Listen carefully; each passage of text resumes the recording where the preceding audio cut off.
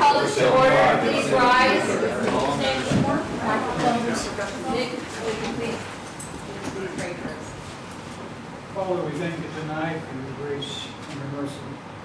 We ask all of those that might be in harm's way this evening that you put them upon you to keep us safe. You grant wisdom tonight, Father, as we deal with the issues of the county. We not only would do that which is right for the taxpayer, but also bring glory and honor unto you. Forgive us where we fall short, Father, for we ask it in Jesus' name. Amen. I pledge allegiance to the flag of the United States of America and to the republic for which it stands, one nation, under God, indivisible, with liberty and justice for all. If you haven't already done so, please sign it.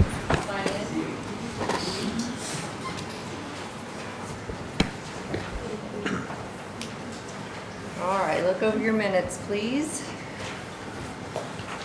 First set that August 12th was from your regular meeting. The second set was from your August 28th that you began the meeting with on budget hearings. And then the 28th and the 29th is budget hearings, day 1 and day 2. Okay. I just needed to approve the August 12th. All right, I'll make a motion that we approve the minutes dated August 12th, 2024. Motion made by Andy. Is there a second? Second. Second by Amy. Any questions? All those in favor? Motion carried.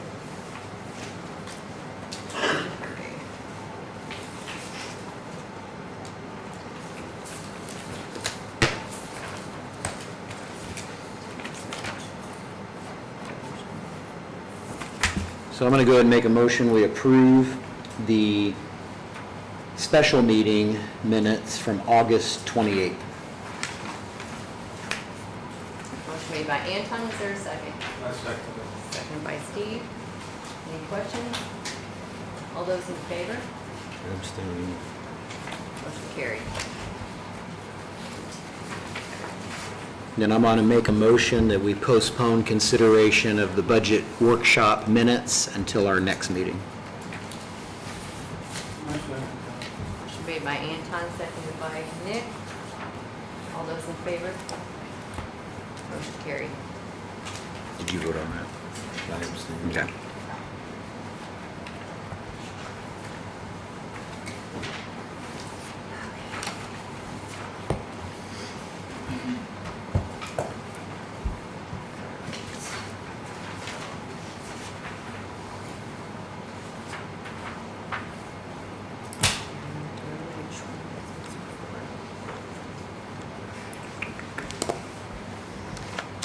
I don't know which one. Sheila, you don't have which ones are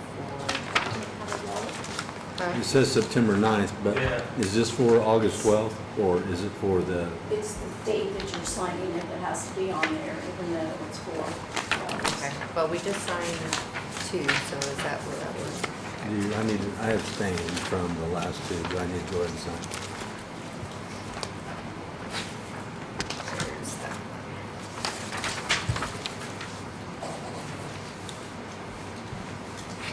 All right, financial report. It was the August meeting. I'll let You you. have two copies in front of you. One is from January 1st to August 31st. The other one is just for the month of August for comparison and the month-by-month reports. Not anything really any different than what you guys were presented during the budget hearings on the 28th and the 29th.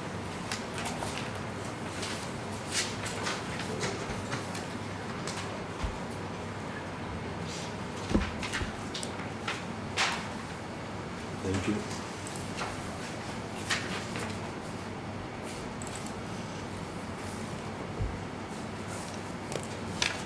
All right, moving on to old business, jail project update. Right in front of you, you, okay, go ahead. As I say, I put in your packets, there is a new updated timeline. There is also the two public hearing notices that will go in the paper for the upcoming meeting for September the 27th at the school. As far as any other updates, it's back and forth. I believe it goes back to the commissioners at their next meeting. In the meantime, the updated timeline just kind of lets you follow along as things are being approved or presented. So where are we at on allowing some of the key stakeholders that are not a part of the redevelopment commission per se to at least have viewing capability of the appraisals that are in that mix? Because as we talked about at the last meeting, it's awfully difficult for a taxpayer to come to me and say, you know, have you looked at this? Is it a fair deal? You know, is it on the up and up? And I'm not going to be able to give them a straight answer because I'm not privy to that information. So where are we at? I've been pushing for Okay. this, and. So what's it going to take to get that done? Gary, do we know? Is there a Greg legal? Kaufman's the president of the RDC. Okay. He holds that key. I think. Wally and I both know that. Okay, So so, reach out to Craig, and, yeah, yes. I know at the last meeting, he wasn't in favor of releasing anything. I think that Correct was statement. on, was it your, Dana's, was it your recommendation, or, I mean, I Dustin Meeks. or Dustin Meeks, okay. So, I'm, So, okay, so it can't be just Craig's decision, though. The redevelopment board is made up of several individuals. So why don't you just make a motion then to set the parameters to Well, release it, but Greg maybe have a Kaufman privacy? was the one that recommended not to do with the attorney. Who was it that recommended no? Barnes and Thornburg. Barnes and Thornburg. yeah, Okay. Dustin Meeks. He's the attorney that's been sitting in on it. Do you agree with that attorney, or do you feel that there should be an arrangement made to release that I information? think when it comes to the public meeting, it's going to be let out. I can't believe it's not going to leak out, but that's impressive. Yeah, quite. It'd Quite. be the first time this county was something had to do, I guess. So when the public meeting occurs, and that's going to be the, looks like the 20, Yeah, 27, September? yes. 20, on or after September 25th. So that's the milestone we're looking at, is that correct? The 27th is the public hearing, It's in the and it's on, public notice that you got. Okay, yeah, and that is not actually on this timeline or this calendar here, which is odd, but anyway, so the 27th of September, I'm going to write that in. yeah, so where it says on or before the Right. 25th, it should be 27th. I mean, Okay. So that's when, and I just want to finish my point real quick. So that's when you're saying, Commissioner Burton, that all of the appraisals will be made public at that point. My Is that understanding. correct? Well, the Dustin Meeks, Burns Thornburg group does not recommend leaking it out until after it's under contract for the land use. So once that is to that stage, then it would be made public. And so what date would that be, approximately? No date? No date, okay. I'm still trying to get my hands around or head around what Barnes and Thornburg or any of you that are involved in this, why transparency is such an issue and what threat transparency is to the jail project. still, a little- can you explain that, Dana? It's Because it's all down to whenever you're entering into a contract, you do not expose everything that you have in your hand until the other side commits. Right, so basically what I've got to do, and Anton's talking about explaining, what I've got to do, sir, is tell people, yes, you do pay county taxes and you are a stakeholder in this thing, but you have no right to know what the county's paying, or at least at this point. And we're representatives for those people, so I just don't understand what, you know, we're not CIA agents here, you know. This is a piece of property, it's worth a set amount of money, and there's a trade going on, and I mean, this isn't security clearance stuff, you know, that needs to be hidden. The state legislature agreed that it's important to hold that information until after it's in contract. There's a state statute specific for it. But it doesn't have to.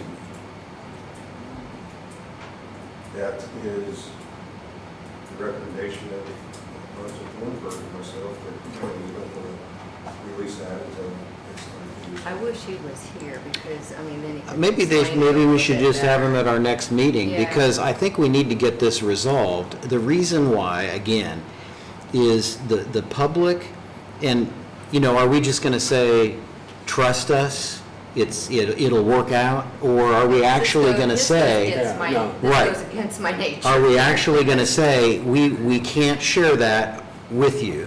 We've reviewed it, though, as well as the redevelopment, you know, all of the stakeholders, commissioners, council, redevelopment. We at least can say we've reviewed them, and it looks to be fair as best as it can be, and there is a process, there will be a public meeting. I would much rather be able to say that than just tell them, nope, haven't seen it, don't have a clue. That's just unacceptable, in my opinion. You would have to agree with that. I'm So, not going to argue the point with Right. it at all. I think you would agree. Trying to follow what the state recommends. Sure. Uh, Sure. I mean, Paul and I sit in a bad situation with this thing. We're trying to follow, you know, what Barnes and Thornburg attorneys Right. suggest that we should do sitting on this committee. And again, Craig's the president of it. You know, we're trying to follow his lead as well. So Understood. if you want to have him here, I'd recommend that you request It'd be that. nice to have Craig and Barnes and Thornburg here. I mean, we could, Yeah, I mean, I would feel much more comfortable. And the other thing, too, is it doesn't take into account the fact that obviously, and I would expect, that if there is some legal paperwork on confidentiality that we would have to sign before viewing that information, I don't have a problem signing that at all, and I would expect that. And if there is a legal consequence because someone leaked it, well, then they would have to answer to that, and they would be liable.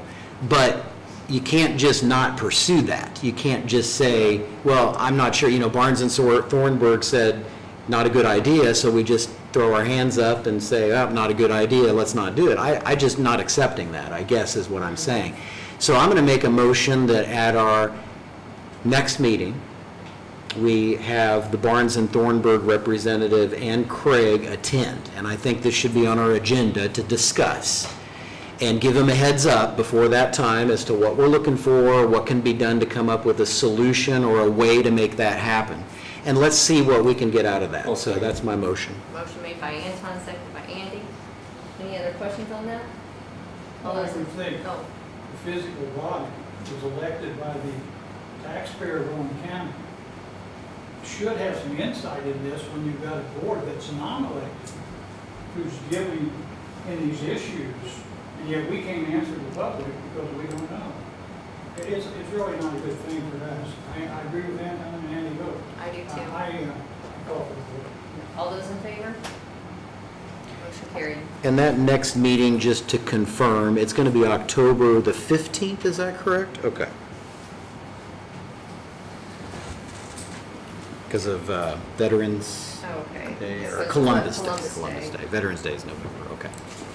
Yeah, thank you again for your input, Commissioner Burton and Dana, but hopefully we can make something happen at least. Yeah, But I agree. All right, Okay. and then I'll enter into some discussions with you. If I held more of those strings, I'd help you more. yes, So- understood.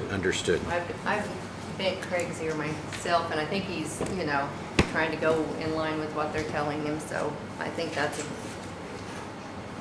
good idea to have them both here.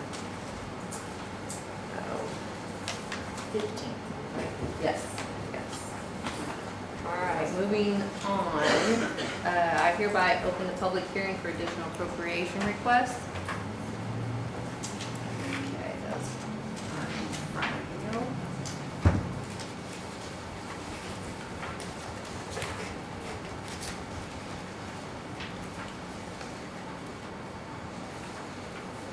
List in your packet, it's like this.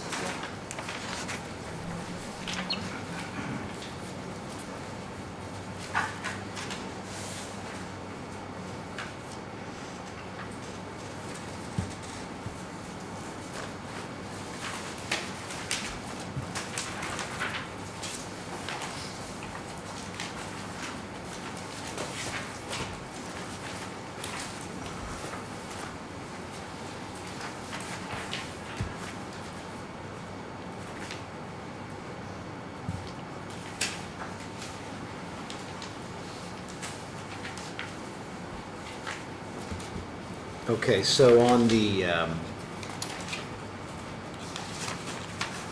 list, was there any changes since we first voted on the advertisements as far as like dollar amounts?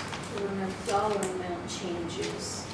However, you had voted for the 911, 20,000 for her overtime that she had requested.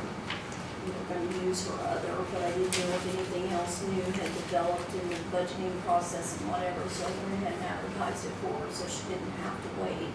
But you originally were going to use from yours and then do a resolution to pay back, and then one of them for the 8,000 and something for one of the bills, and then the part-time, she was just going to transfer unspent monies to make it through the rest of the year. However, I believe you have a full staff, as she indicated in the budget hearings, to where she's probably going to need more to get through the end of the year, especially with the overtime hours. So if you approve or include that, it would be as needed, or to just give them an update if she has to look into it. If not, you're gonna have to make her come back probably again before the end of the year, and that's not fair either, so that's up to you guys. Is that, There was one change I needed. I needed the money for the computer equipment to go into 37,000. To go into the line item, the equipment line item. And if you remember, that was gonna be paid out of IT and then to transfer out to somewhere else to pay that back. Yeah, and we already voted to do that. Right, but To the speed up total the amount process. to go into equipment. Is that a part of this appropriation, though? That was a separate. But we talked about that last time. that's the $8,030? No, I'd asked for the 20,000. Because right now we have two dispatch-related requests on this list. One of them is 20,000 out of 1235 for other services. The other is 20,000 out of 1222 for overtime. Yeah, so that one stays the same. It's the first one that goes into, instead of other services, equipment. Okay. It'll just help me with the audit at the end of the year. So you're talking the line item, not the 30100 you had, but you wanted in 37? 37, yeah.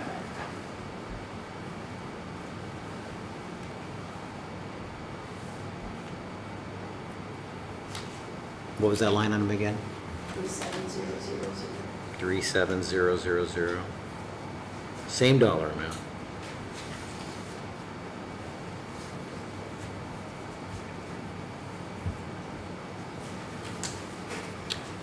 All right, so if there's no public comment on this, Madam President, Yes, is there any public comment on these appropriations?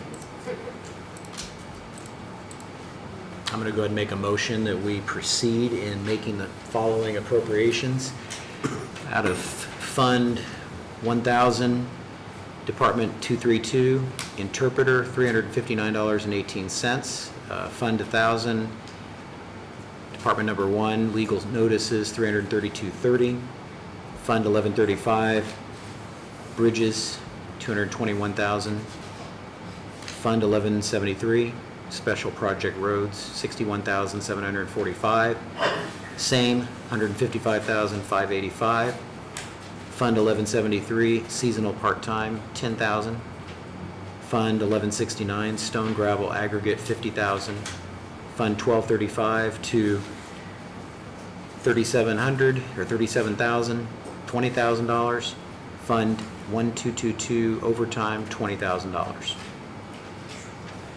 Made by Anton, is there a second? I'll second it. Seconded by Nick. Any questions? All those in favor? Motion carried. I hereby close the public hearing. On to new business.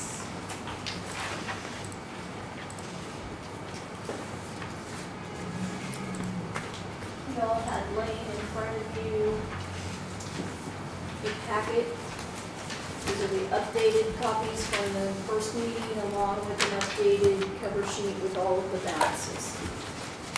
If you recall, at the end of the day 2, that there was a higher amount in the total. Anton and Holly and Nicole worked on that, and it is the 21,363, 467, unless you guys add stuff tonight. 21 million. 21 Or million. 21 million. I wish. 21,000. That's a bargain. Okay. All right, so in your packet, along with that, of all the wage-related decisions we made, we printed out, and that was sent out earlier today, a grand total of all the funds and the dollar amounts that impacts. So you should have a copy of that in front of you as well.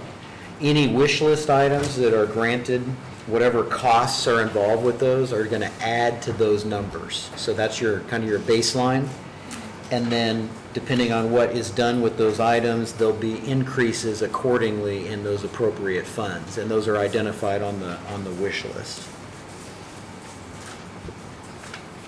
And I want to point out, is this right, Anton, that if we had not done raises, that it was still going to have a cost of, what, a little over 110,000? Correct, yes. If you did our mandated requirements for probation officers, we had our minimum to bring a couple of select positions up to the wage target, and then also longevity obligations, that was going to cost about 110,000.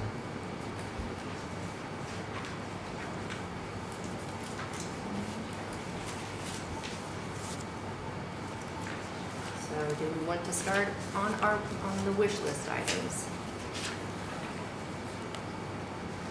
Yeah, so in your packet, there should be a wish list of about 11 items. They're in the order in which the workshops appeared. So if people were at the second day, they'll be towards the end of that list. But the first one was the auditor's office. They're requesting one full-time deputy position. Now, since this was printed this afternoon, there's a few details we did receive to fill in on your sheet, if you want to write these down. So the title would just simply be a deputy auditor. And the classification is Comet, C as in cat. The rate would be $19.36.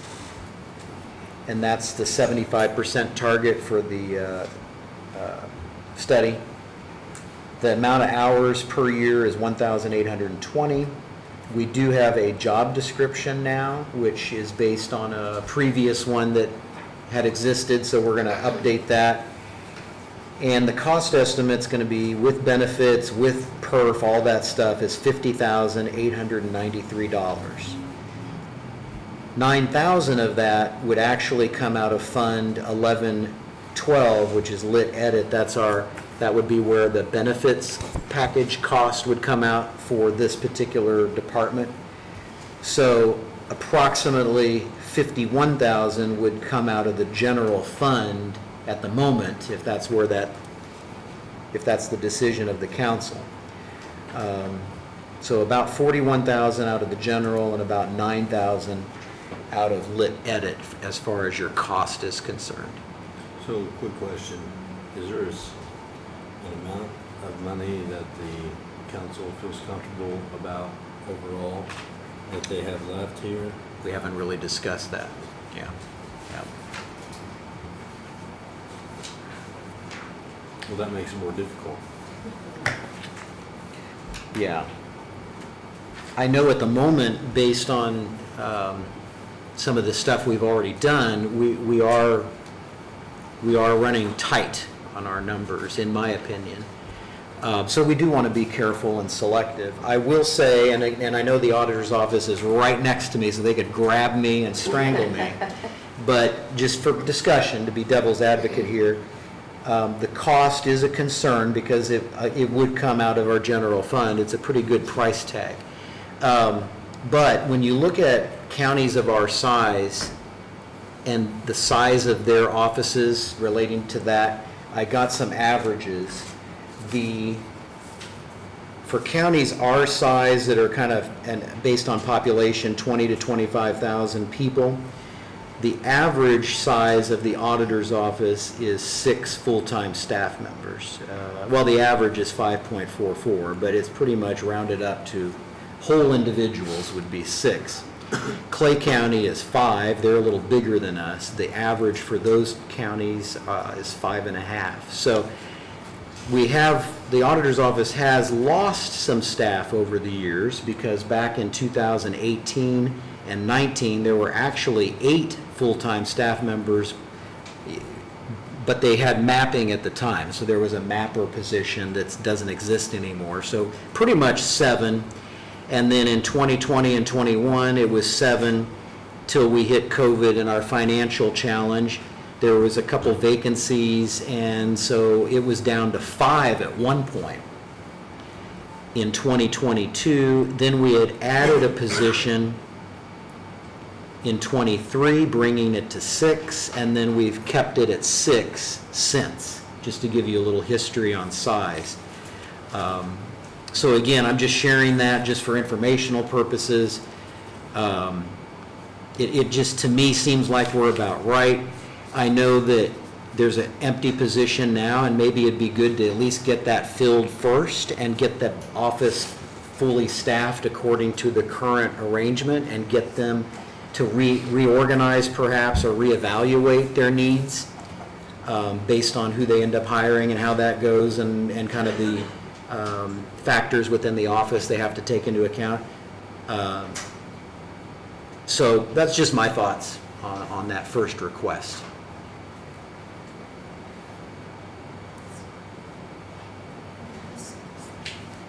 You say, Anton, you think our budget's fairly tight with what figures we already have? I think if you look at that sheet that I gave you and you look at the numbers that Sheila had shared, that 21 million, it's doable, it's good, but it is going to be tight. We added quite a bit to our cost compared to last year across all of our funds. And, you know, we know our revenues, so. Sheila, without going into too much, what was our final budget last year, the bottom line? I might have that actually. I believe we turned in 21,000 and the state made cuts and it brought it down to, or 21 million and the state brought it down to 20 million and something. But I don't have the 2024 with me. I've got it. But we're looking at a 21,363 for 25. Before adding this. Yeah, 24 was 20,218,000. So it's about $1 million higher overall. It was what? 20,218,000. In 2023, for reference, it was 18,050,000.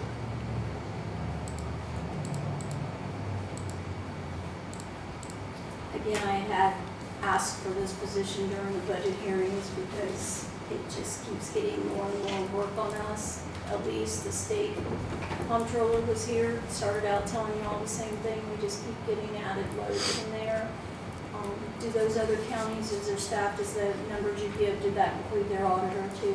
Yes, that's correct, and ours does as well. That's a good point.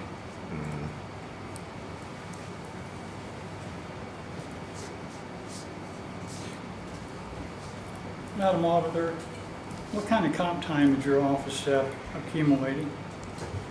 I have 2 that are sitting at 400 hours because there's no getting them out of there. There's no buying them out based on past meetings that we've talked about, buying them out. The other ones didn't have, I mean, there's a minimal, they use them as pretty much as quick as they're getting them because we're trying to keep them down. But when one person is out of that office, it makes a big difference. And just like this, you know, yes, I am a person down and trying to get somebody in there and get them trained means that we're going to be pulling away from the others to help get them trained and moving forward. So again, we're still going to be short in trying to get things done. But Could you kind of do an overview of the duties of each one, I mean, your staff, so, We have I mean, you've got the We payroll have our clerk. tax and then- settlement deputy, we have our front, Lynette is the front counter, she does all the property transfers and deeds. Wednesday, we're having our county tax sale that requires a couple of them to be in there. The benefits, there's always been payroll and benefits, 2 people in those positions. But due to the added workload, the person that was in the part-time assistant as far as payroll went and the settlement part and property transfers. Again, everybody does a little bit of everything. Overlap. That's just the way we have to do it. Well, in light of all the comp time you have, that's almost, you're saying almost 1,000 hours in your office in comp time with all your employees. You said 2 of them at 400 each. Two of them are right at 400. But those are years of accumulation. Those go way back 8, 10 years for them. They were at those hours when I started in 21. But there's not any way of getting them out of there using up all of those hours. They take time, we get them, but the way that the policy is, they're earning a day back, and you take off 3 days and you're getting 1 day back, pretty much, so. As quick as just- they- As quick as they're using it, they're accumulating it back too. I'll make a motion that we approve 1 new full-time deputy, 18, 20 hours for the auditors.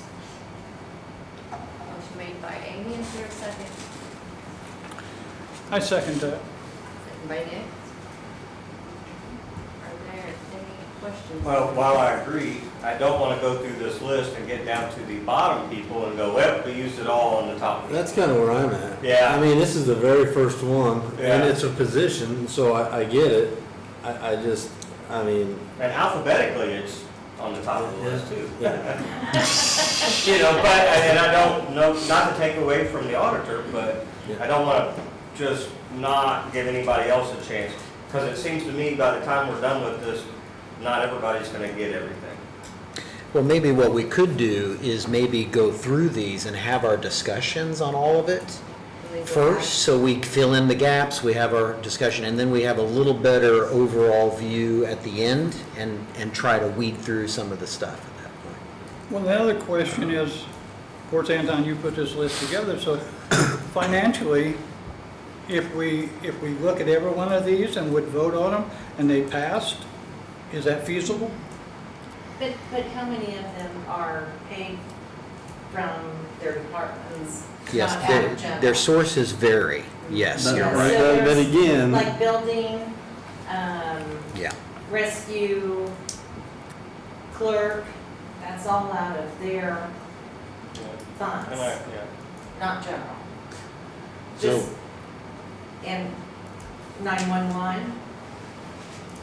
I mean, I don't care, I'm just saying it's not solely from general. yeah, and I think, Sheila, you even mentioned too that there may be a different fund source anyway, besides the general fund, like your auditor endorsement fees, or what There's not a was, set revenue that comes Okay. into that, but I do have a current balance. I am paying for 25% of one of my other employees out of that endorsement fee fund too. So even if a percentage went, I'll give every year what is in there, what we make in revenue to go toward the position. It's just I can't give you an exact amount we're gonna bring in each year. what was the third fund? It was, it was more of just a savings. It was homestead, it was like, it Would wasn't they have homestead to pay credit. back the homestead for Um, anyone that has filed I think it was, illegally in 2 homesteads, and you catch that? yeah, it was like There isn't. $13,000 There now. aren't many that are caught because our front counter deputy does an Usually excellent catches them, job right? at, yes, investigating What's the fund them, number on so, that? Do you know offhand? and maybe that's not the one that I'm thinking of. It was one that was some kind of a holdover from several years ago that the auditor could use on anything they felt would Yeah, be that's appropriate the- for their office. And even if it's just a one-time partial use, it could be better to help the general fund at the moment if you were wanting to use another source. But And what source would that be, Anton? well, we're finding the fund number, but it's something that also is within the auditor's office management. What if we just first look at the ones that aren't? Well, it doesn't matter because you put a motion on the table, so Okay. we got to vote on that. What So was that again? you have the, I mean, you, 6104, okay. Yeah, homestead credit rebate, 6104, it's got a balance of 12,000. The revenue on that is non-existent, though. I don't think there's anything going into it, but it's a balance that could be tapped for part of the cost. Again, just for discussion, at the moment, our estimate is just solely on general fund, but there could be some other sources you could use, so. What's the So- balance on your,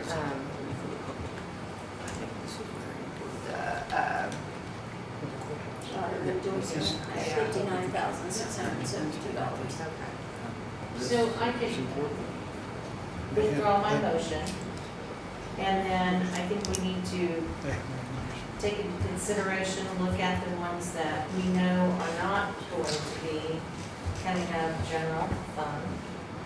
point of order though, why would you? I mean, you got a chance that it might fly. If it's something you want, it might fly. I mean, worst case scenario, we're going to review all of them, so if you Well, got, yeah, if but you got to accept it. The reason is because the budget is tight Yeah. and I'm just looking down through here and thinking it would work. But are you withdrawing or are you not withdrawing? okay, let's vote. Okay, so it was, you made the motion and then you accepted. All right. All those in favor? Flew. All those opposed? It flew. Okay. Yeah, took my advice. Thank you. So it was what, 3-2 or No, Four, 4-2. 4-2? Okay, got it.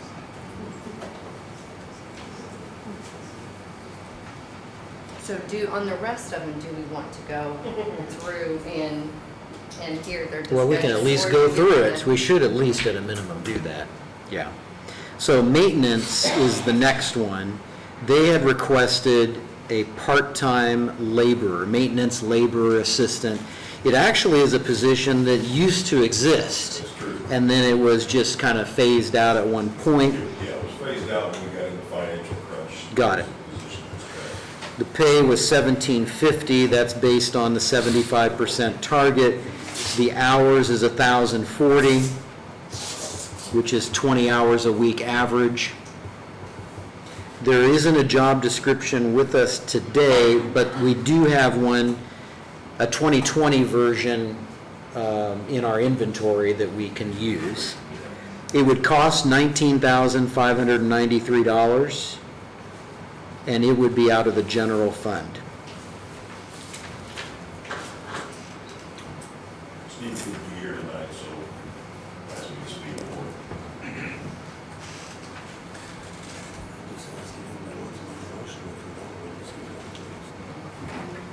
So, and we're just doing discussion at the Right, moment, are we right? Okay. okay, So so- Commissioner Burton, so as far as the amount of workload and then the amount that's being contracted out versus maybe money that could be saved is there anything there like an offset Well, or? we've been trying to use contract services for this position to help out. Obviously, we use HFI.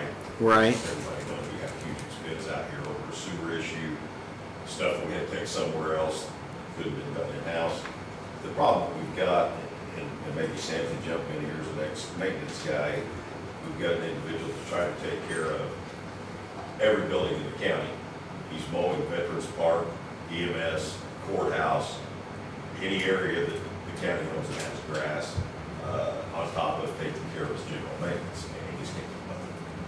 Got it. So your thought is that perhaps this laborer could be the one to do the mowing and do... Exactly. So we could get him back on maintenance projects, things that need to be taken Okay, care of. okay. More efficient use of the staff level, okay. I think when we got in a crunch a few years ago, we allowed that position to be cut to help so that we could make the budget work. Because that was, there used to be a person in that That's position. correct, Nick. And they was there for a number of years, were they not? What would it cost to just like contract out mowing? We could look into it, but it would probably be more than we think. So we're not going to Soil vote on and these water. individually? Soil We're and going to water wait till the contract. end, Madam Chair? We're going to wait till the end on these? If that's the mind of the council. Or You want to do that, just go through each Sure. one and, Just to get an overview, and then we Okay. can... Building department is next. The request there was to take the existing building inspector position, which is currently based on 35 hours a week, or 1,820 hours a year, and increasing that to a 40-hour per week position. The cost of doing that would be $6,098. It would come out of Fund 4908. that fund is their own fund, is that right? Okay. And part of that reasoning, Anton, if you remember, Susan had made a comment, a lot of times the contractors want us to be there Early. 8 o'clock, 7 o'clock, 4 o'clock, and that doesn't fit our hours, and we have to work with these contractors, obviously. So couldn't that individual start earlier, though, and then end kind of earlier? I guess we could adjust the hours. They could start at maybe 6 or 6:30, or, yeah, Depends on their permit schedule. summertime versus wintertime, you know.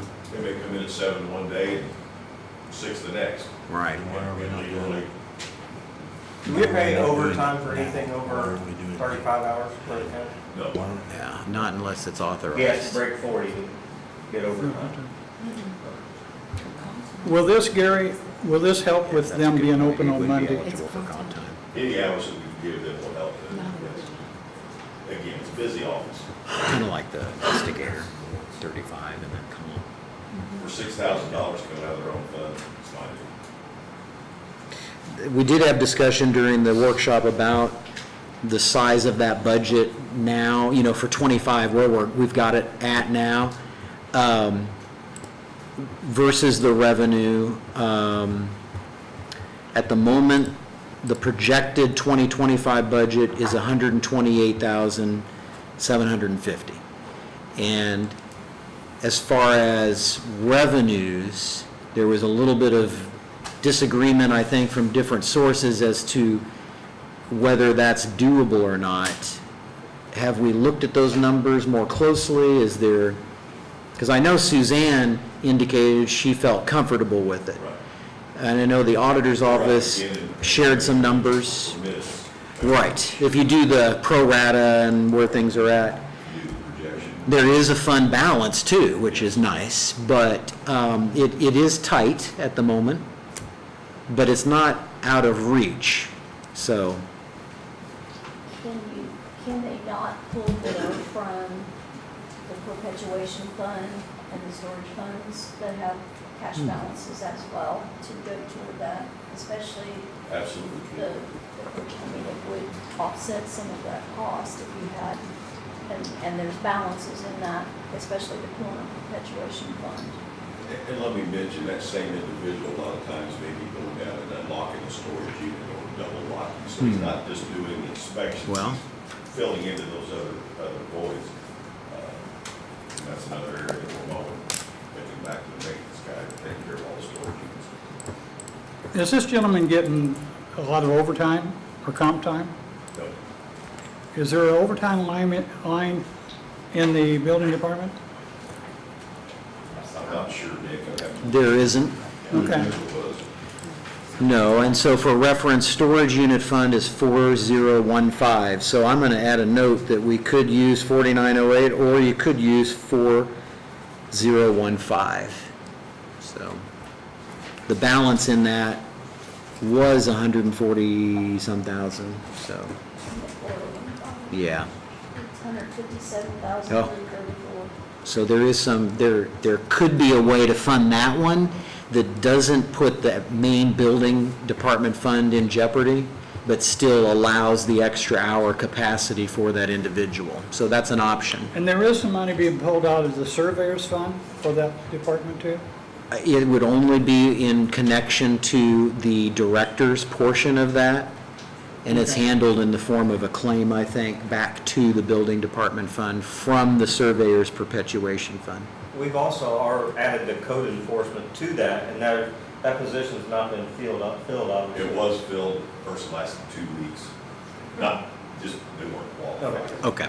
So if that inspector was supposed to fill in for some of the other inspector stuff, that would maybe offset that for, we don't know. We don't know. We don't know. Until we get them set in there, again, the individual. We only had 2 applicants for that position. It's being advertised again as we speak. But this would all come from their own funding, at least Absolutely. next year.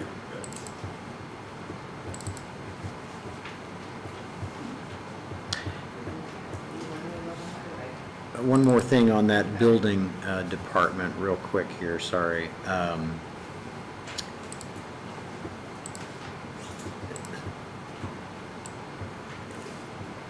So the code enforcement officer, this is an interesting question that I think Councilman Carroll had mentioned. The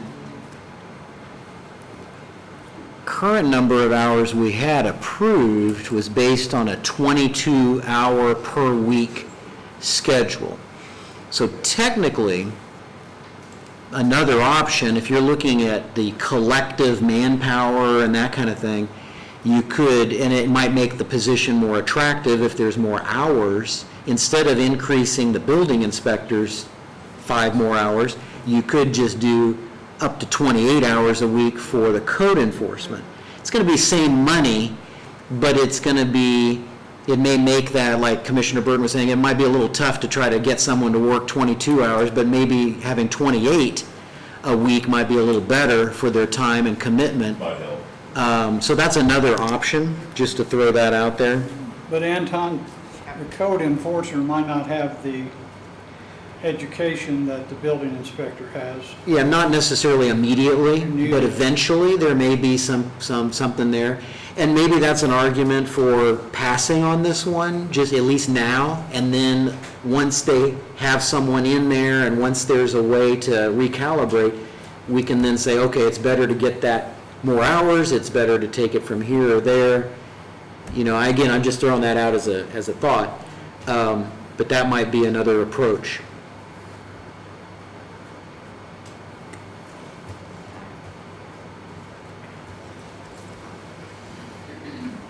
Ready to move on? So on the highway, there were 2 requests. One was increasing the seasonal labor pool of hours from 1,080 to 2,160. So you'd essentially double the capacity. Yes? I would like to control that. Okay. I do need, if I could bring up, I do need to make some readjustments for the workshop in regard to that. Okay. We had put in money to purchase a used grader, we're finding out that's impossible for the amount of money we were asking for. So I would ask that we reappropriate from the grader lease to the amount of $84,000, which would cost $42,000 a year to lease. And then the $19,000 that we had talked about, for part-time, I would just ask that you put that back into equipment, because that's where it came from when it instead of into the other lease. Make it from the loader, that was. Right. I would just ask that go back into equipment. So you're saying, because we were committing to pay the loader because it's one payment left, we might as well just get it out of cash and be done with it. And that 19, instead of using it for the laborer pool that's on here on our list, you're saying just add it to equipment? That's Because you may need to spend more money on a different piece of equipment or a different solution. Okay, so that was 19, that line item was 19,224. The cost estimate on your wish list is more staffing centric, so as far as that, it's 19,224, and you want to add that to which line item? Let's see, equipment 1176, 2700. 2,700, okay. Or 27,000? I don't see that one on there. Equipment,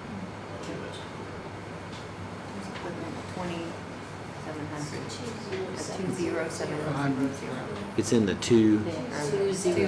There it is, okay.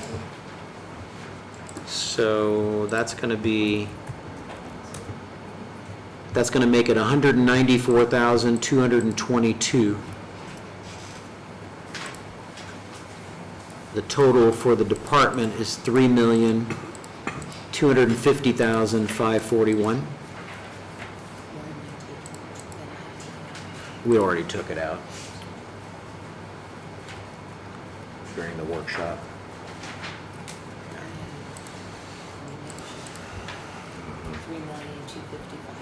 Yeah. All right, well, that made that one simple.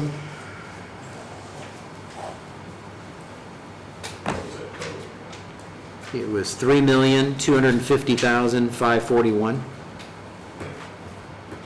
The other highway request was kind of pre-planning for an eventual bridge number 15 replacement. That's going to be a federal project, and the match for that would be about 500,000.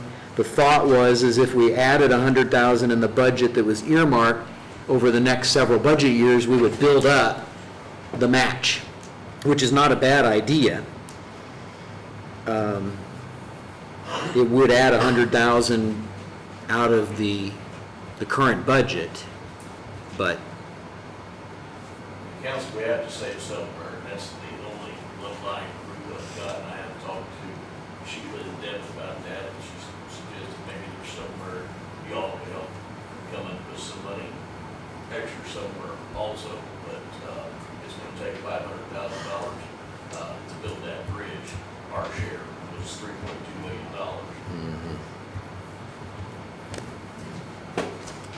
So for the last meeting, we decided to set a earmark that each year and start its own separate fund, so that if it wasn't in there, it wouldn't roll over in the cash and get used up. Similar to what we're doing with The jail. jails as well, just so that it's ongoing, accumulating. my only reservation, and I kind of touched on it during the workshop, and I'm not a commissioner, I don't make the decision, but it just seems like with the layout of that area, and there's a southern route out of there, it would still take a smaller bridge update on the southern route, and that would cost money. But the thought of a 3 million or two-something million project, it's just a lot of money for, You got taxpayers sitting. I don't know, He lives right there. what kind of route do you take? Yeah, but he lives there.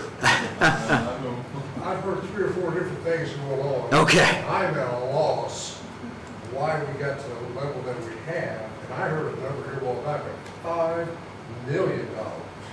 Well, fortunately, it's not that.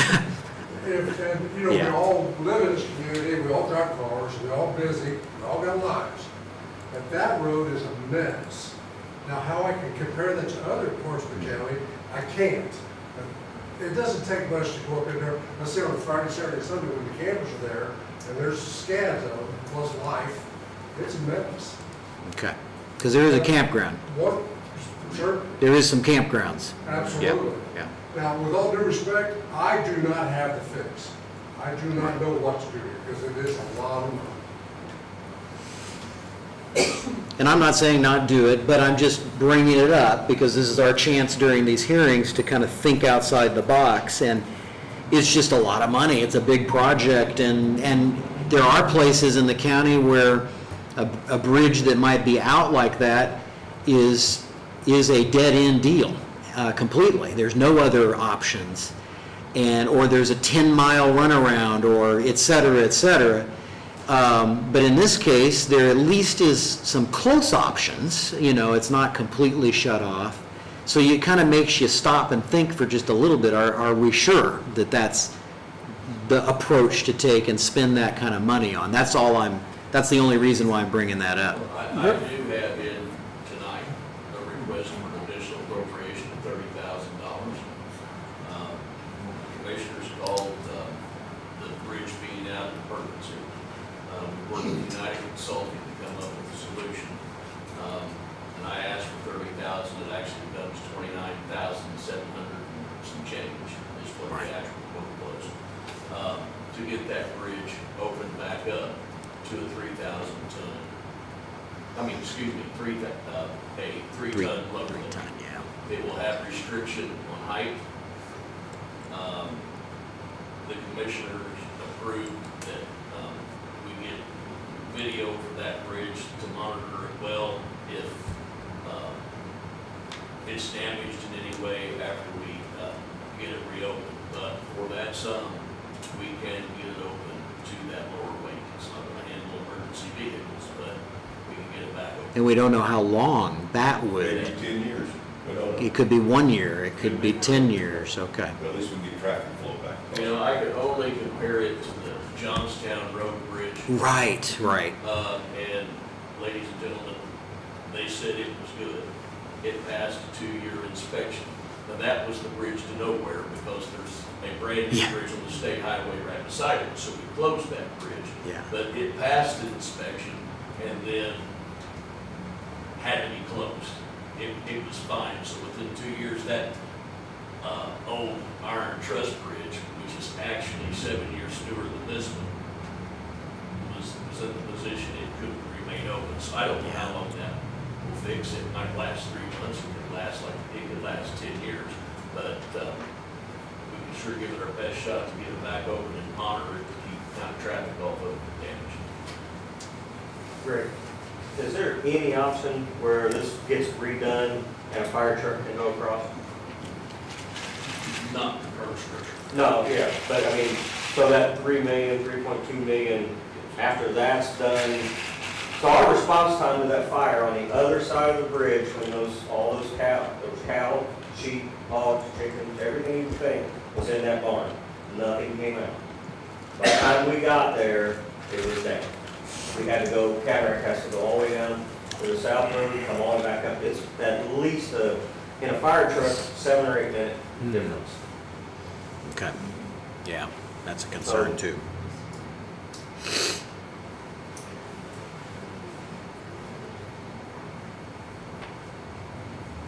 Just to stay on topic for a moment, is there a timeline on this immediate fix or temporary fix? Is it 6 months, a year? I think we could have it back open by mid-November, December. Very well. I mean, commissioners needed an emergency, the estimate we got, they said if approved, they go. And regardless of what we do here, because this is years out, Right. this is the option we have to act on anyway to get it open. So, okay. Well, this is just if we want to save for Right. this match.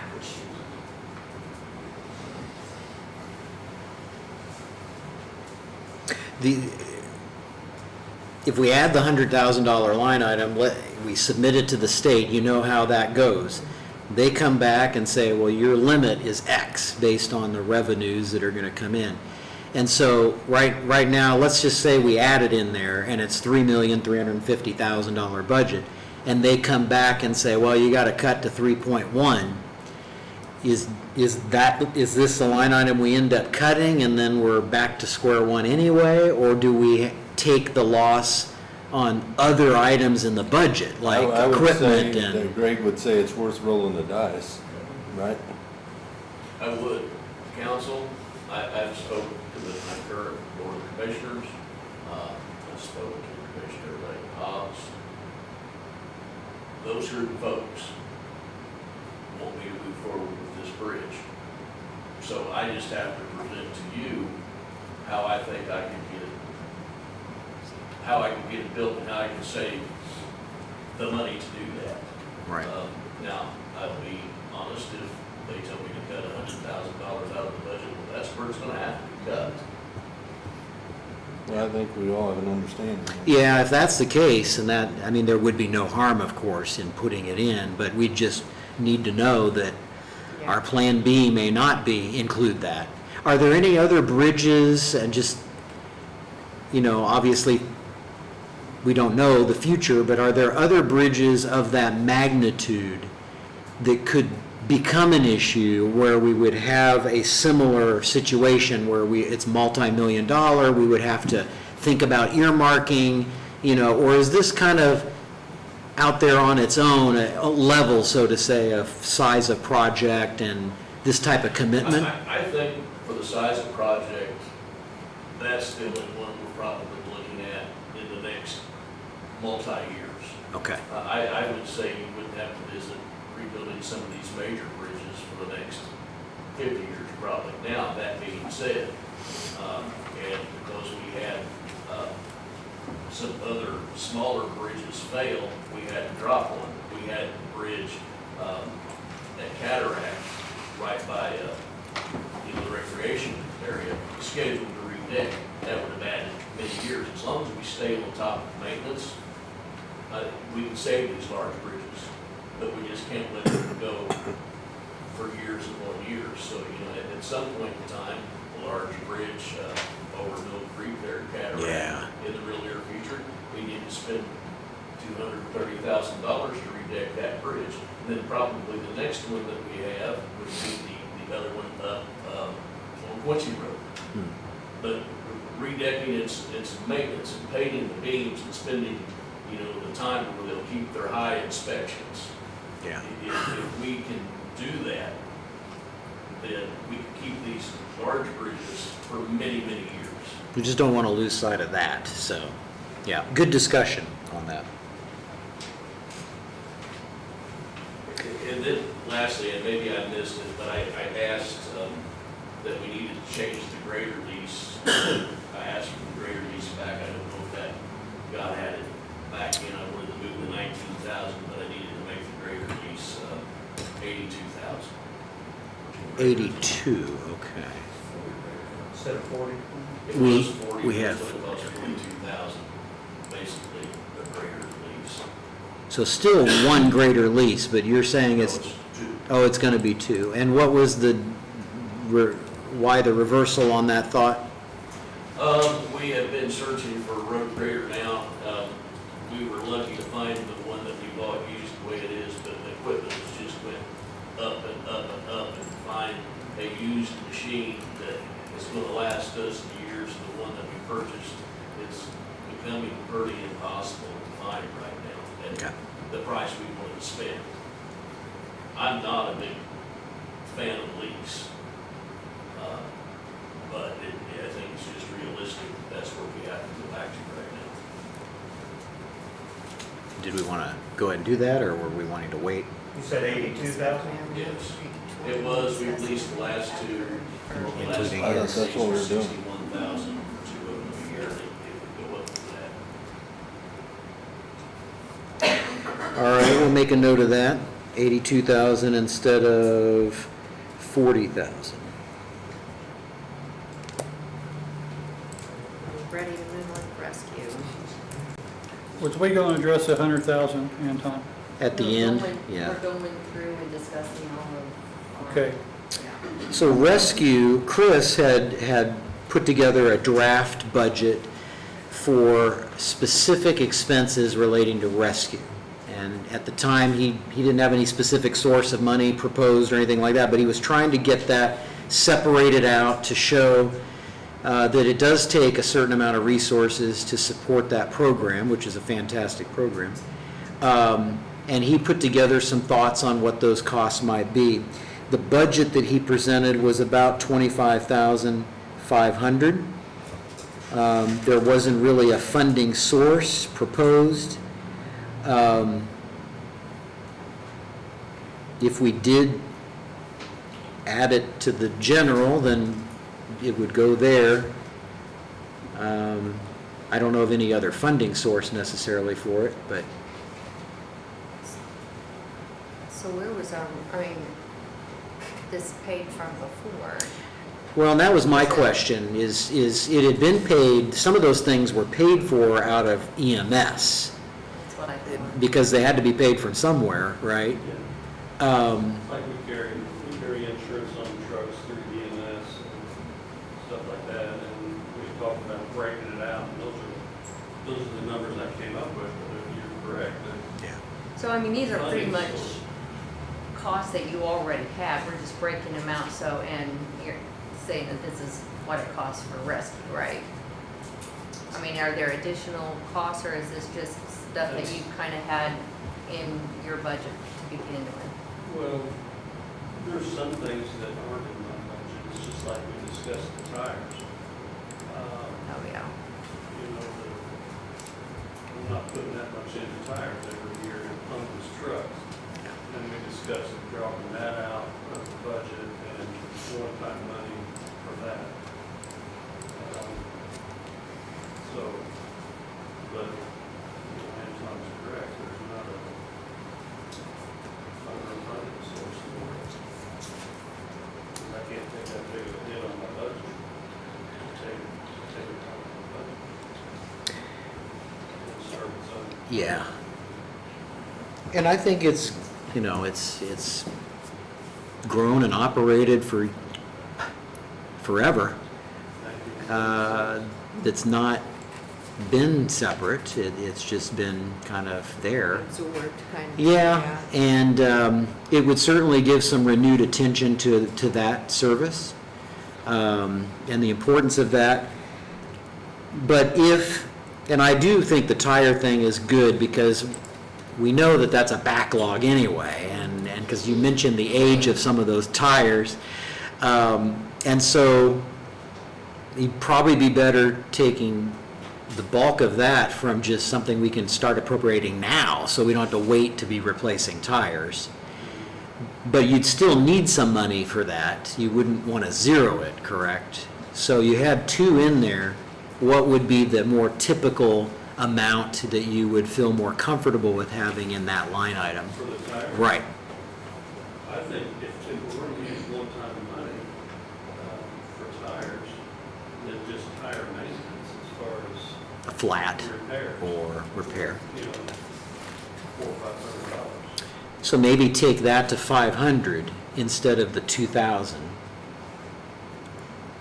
And then whatever's left, if these are things that were already in your, kind of something you were paying for, wouldn't we reduce those type of line items, since you're not going to be paying for the whole thing out of EMS? And then they would be here instead, and the net cost would actually be much lower than this. We wouldn't be looking at a $25,000 or $24,000 increase, but maybe $5,000 or something different. But would that be a better approach, or? The big things are, the big ticket items are the tires, turnout gear for the volunteers, that type of stuff. I forget what I put in for uniforms, I guess. 4,000 for that? Yeah. So,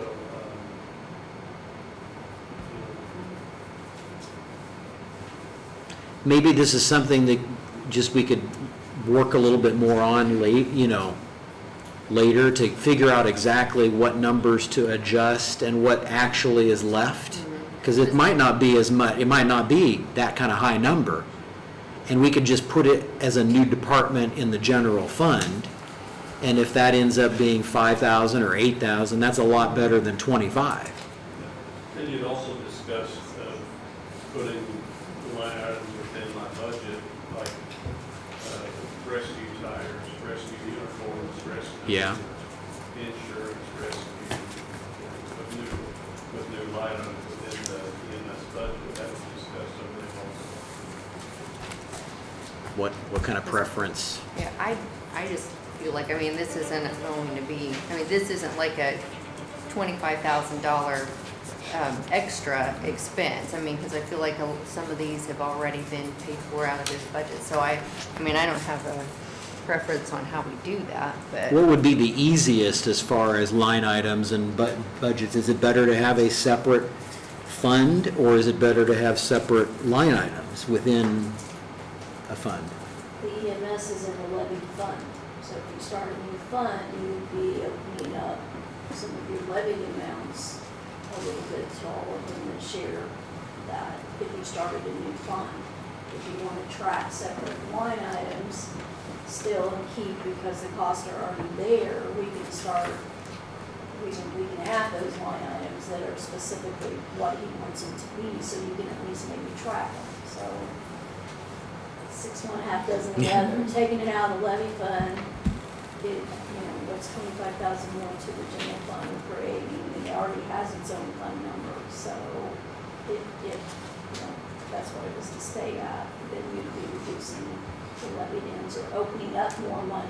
You're not get 25,000 isn't a lot, but it's still a big percentage in the levy ends of things.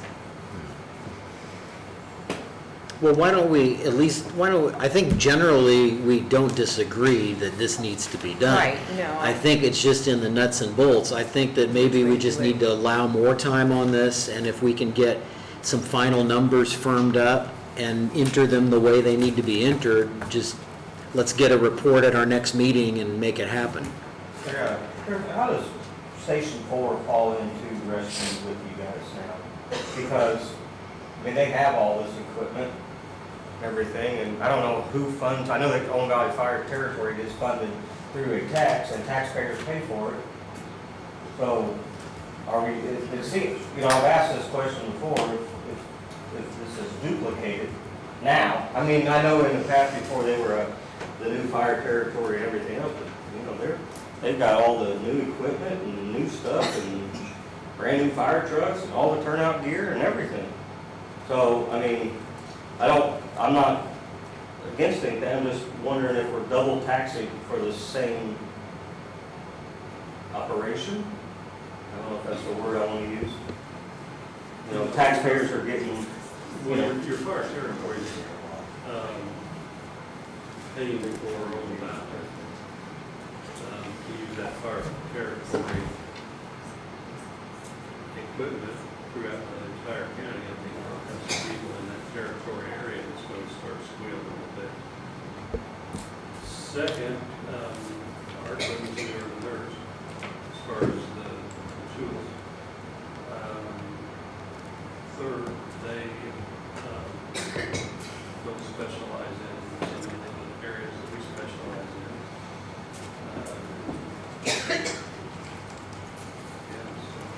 As far as duplicating, I don't think so. They back us up. If we were on a run and there's another run that goes out, they're the sponsors for it.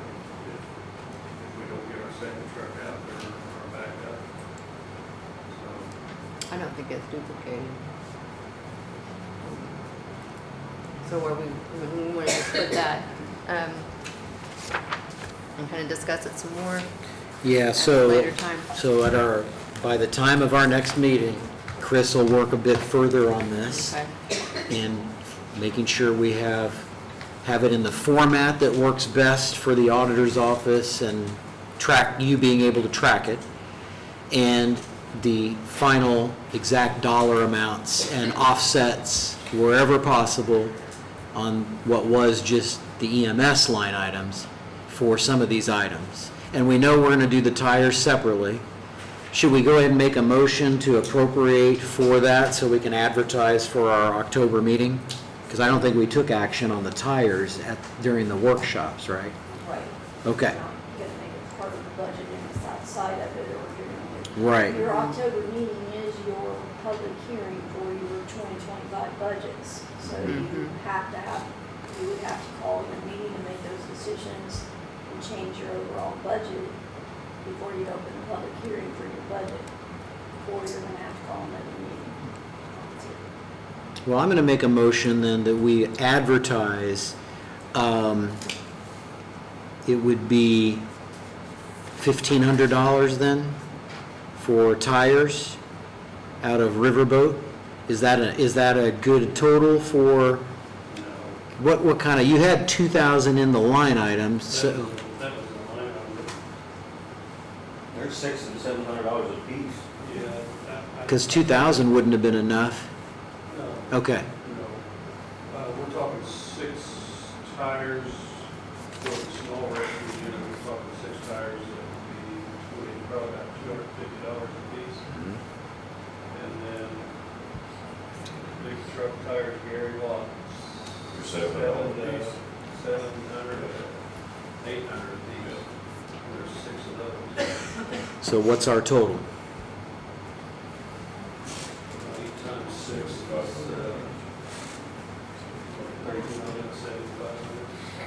7,500. 7,500? Okay. So I'm going to make a motion that we appropriate $7,500 out of Riverboat, or advertise for appropriation, for purposes of bringing the rescue equipment tires up to date.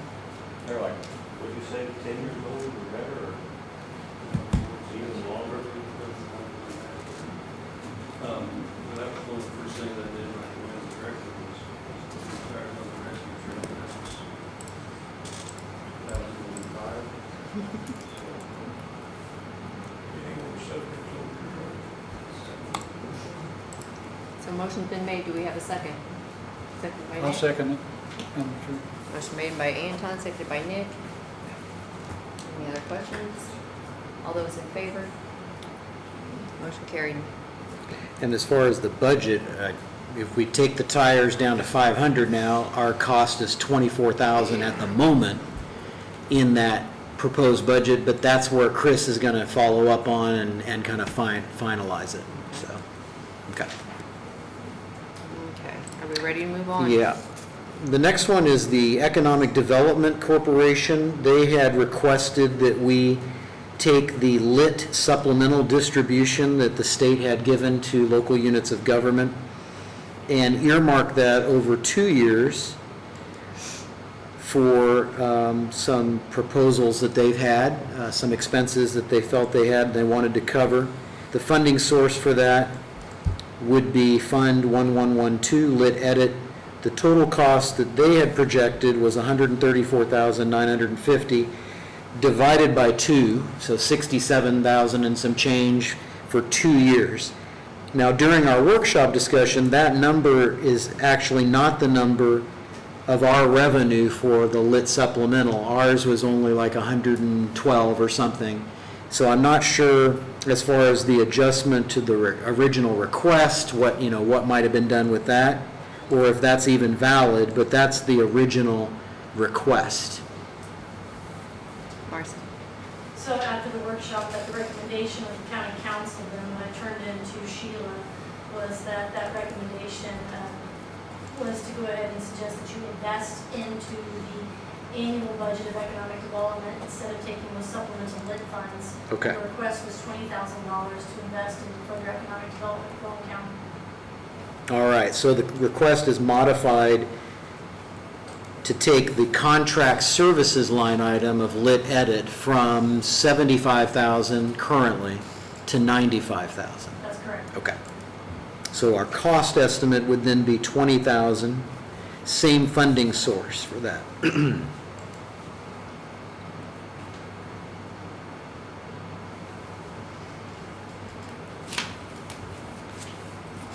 Thank you for that clarification.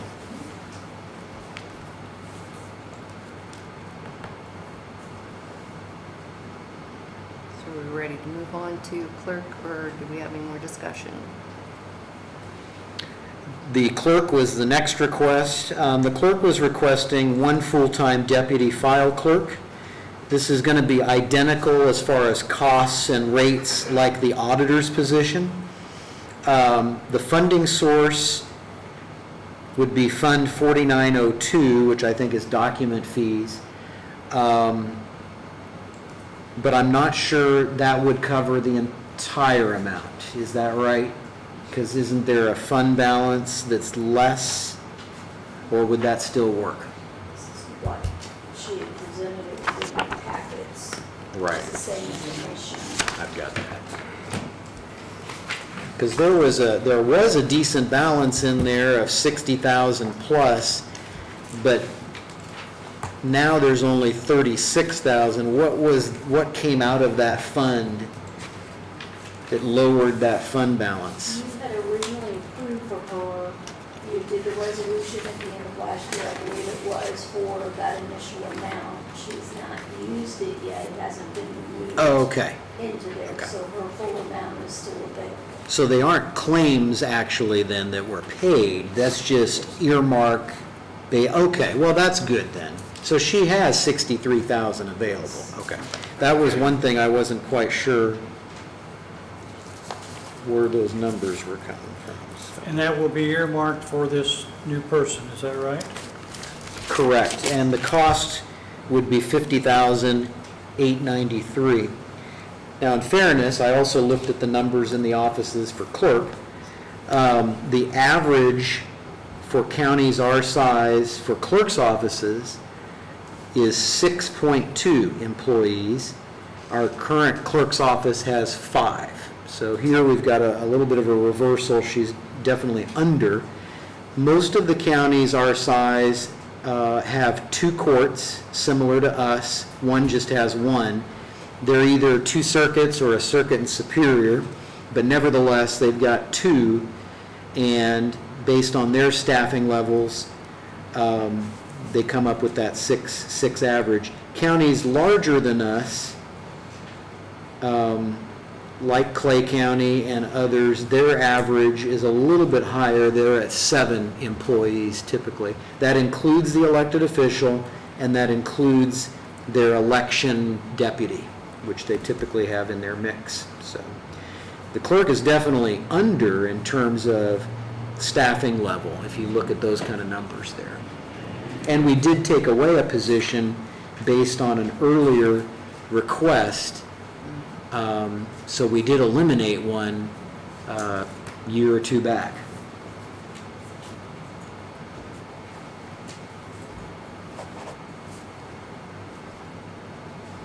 Is there any discussion on clerk? All right, 911. So 911, we had already taken action, if you remember, on the pay for communication officers, and that's already baked into your totals that I gave you. There was a follow-up item, however. They're wanting to remove or eliminate a full-time communications officer position, and instead of that, they want to have a full-time assistant director and training position. And they feel that that would allow them to focus more on the training. They can get a qualified individual in to do that, help bring up what would be a fairly young group, you know, as far as longevity is concerned, because there's a high training need initially to bring them up to speed. The cost for that was, it was going to be $13,279, and I think that was all going to come out of Fund 1235. Is that what you were proposing? So where are you getting that 13 number? So I took the cost of the regular full-time communications officer and then replaced that with the proposed rate for the assistant director.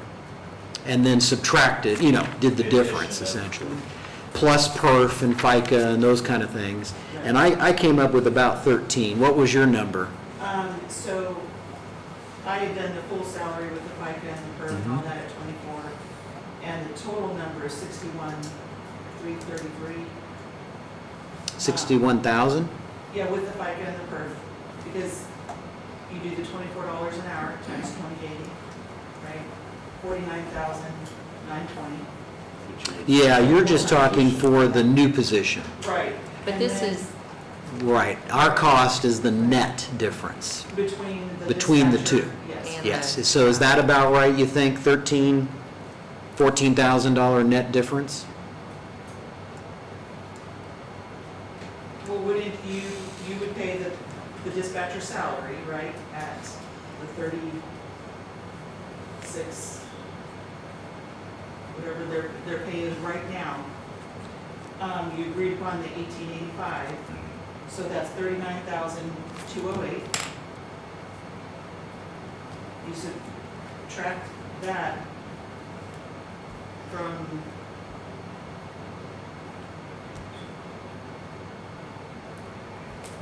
Yeah, that's what I'm coming up with. So the difference is the rate, from 1885 to 24. right.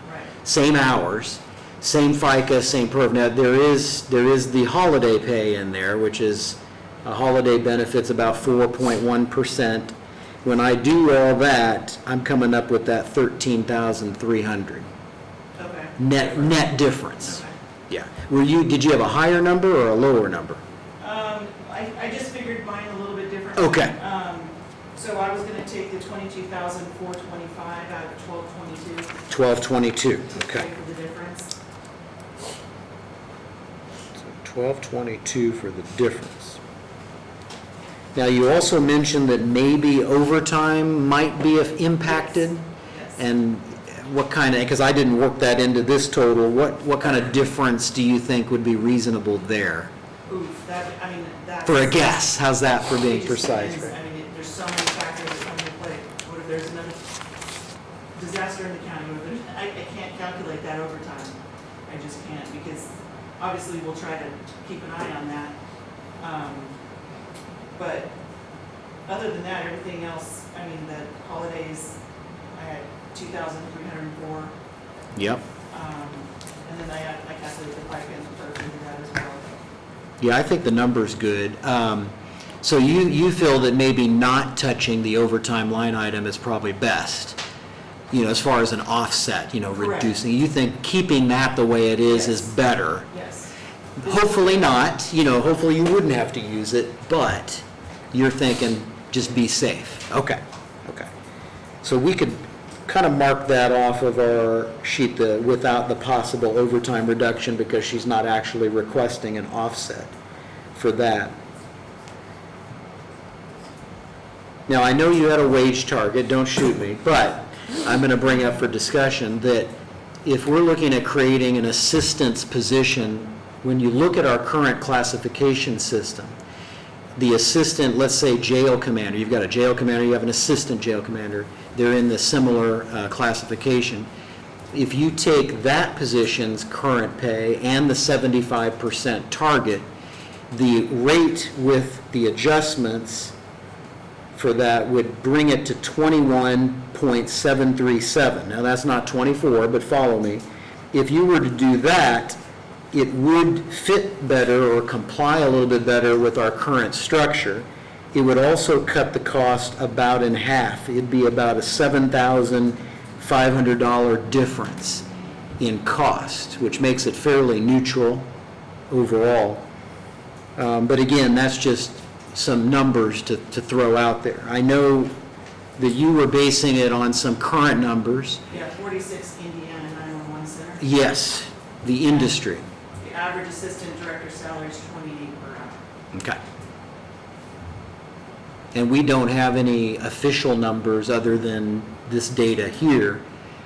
But if we do utilize our current structure and those targets, we would at least want to set it at that amount. And then if we go higher or want 24 or something different, it would just simply be of that cost range, anywhere from 7,500 up to the 13,200 for that particular request. But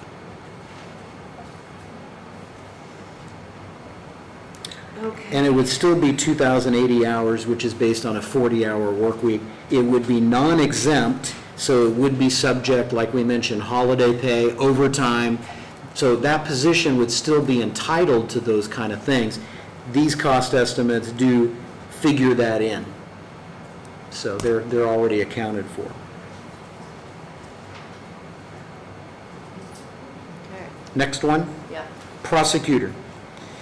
The prosecutor wanted to increase the number of hours for the investigator position from 35 hours a week to 40. This is very similar to the building department request. So the cost here would be $7,744.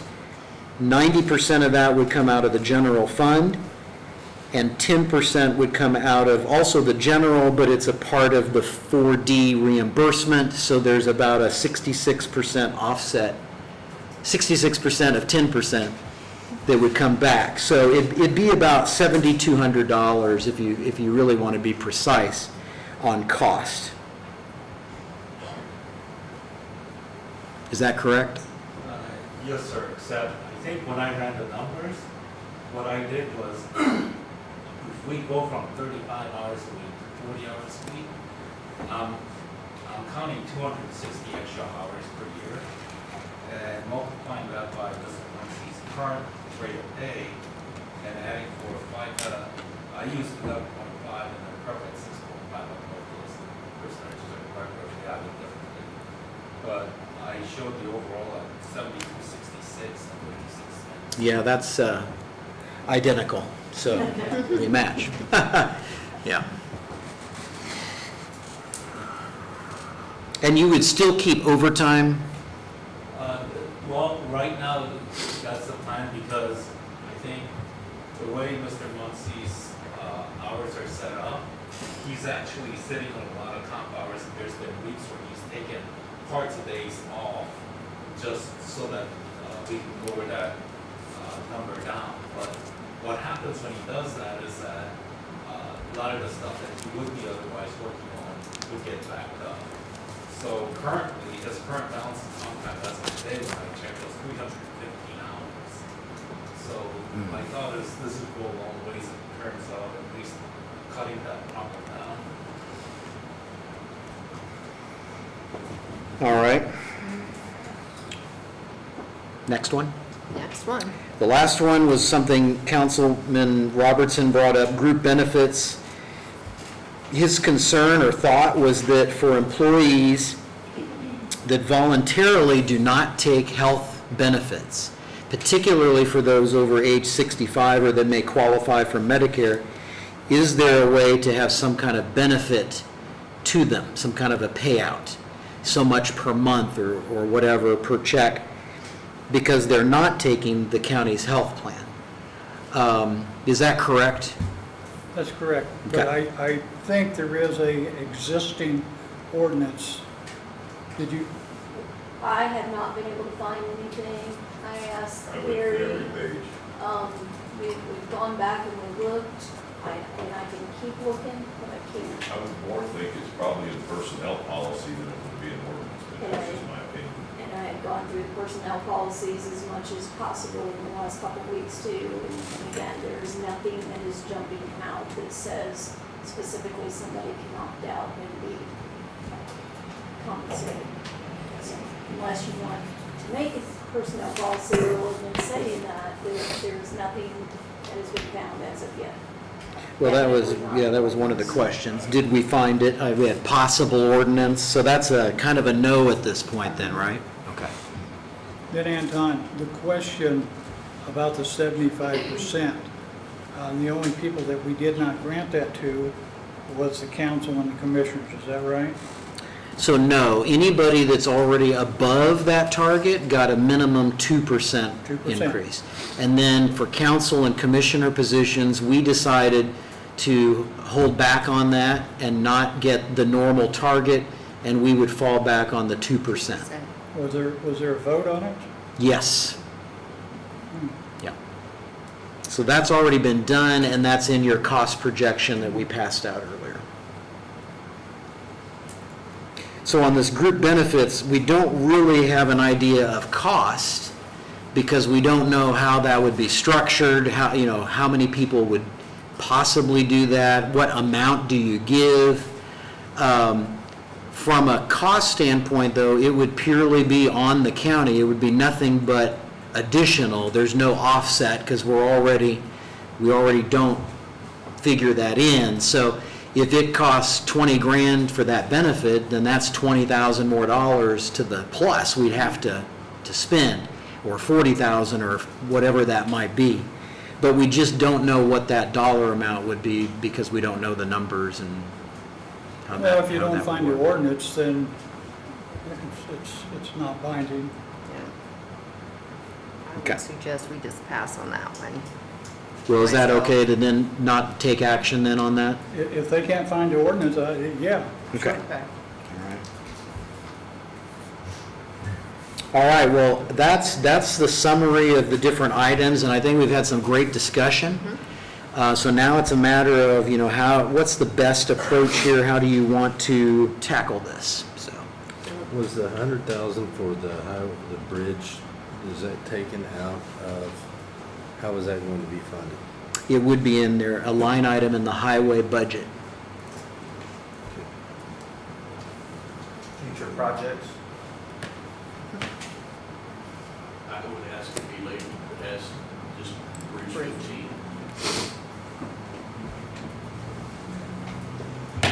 Okay, do we want to go back up and, let's see, we've already done auditor, so we would be next to the maintenance.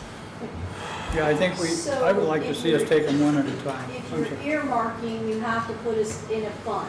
You can't leave it in a line item, because I can't carry that cash balance forward each year. And again, if it's in a line item, it's just gonna stay in it, and you're gonna have to reappropriate 200,000 next year, and 300,000. So you've got to have a So specific kind of like with fund, the jail. just like we're gonna do with the jail, yes. So- So we do need to create a fund and put that in there. And the fund can be named that, and not, it can be Bridge 15 Highway and earmarked for it and made that it can't be spent for anything else. But you can't just leave it in that cash balance, because the state Right. isn't gonna look at it that way. They're gonna say, well, hey, he's still got $100,000, let's cut him again. So Oh, yeah. we have to start a fund. All right, well, maybe starting with that, I'm going to make a motion then that we add the line item for a bridge number 15 to the highway fund in the amount of $100,000, along with drafting the appropriate ordinance, creating the fund that would be the recipient of that money. Second. Motion made by Anton, seconded by Andy. Will that work, Sheila? Okay, As long as we get it done before the end of the year. okay. Going into the next year, we want to start. So we need a Also- resolution for that, correct, if it passes? You'll need, yes, and you have 5 pending resolutions. You Yes. really need to get them. Yeah, I do. Hopefully, October, no later than November. Okay, I'll go through and get a list and a couple of samples to send to you to send on to. Tony. Wait, before we draft the resolution though, we're gonna wait and see if we get it. Yes. Because if it kills the whole budget, Right. then it's gone. So all those in favor? Motion carried. Okay. I'd Now, like to make a motion to move towards the 911 director. I'd like to run on that one. I am a little biased to the emergency services, so instead of skipping around. But I'm not exactly sure what the difference was, Anton. You were talking 21 something at the 75% of the director's salary.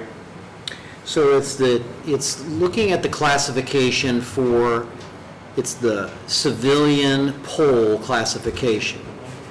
And if you look at, again, I'm just picking something that appears to be close, there's nothing scientific with it, but if you look at like jail commander and assistant jail commander, if you look at assistant commander and you look at the classification for that, and you were to use the same thing, then the target rate of pay, based on our 75% target, would be the 21.737.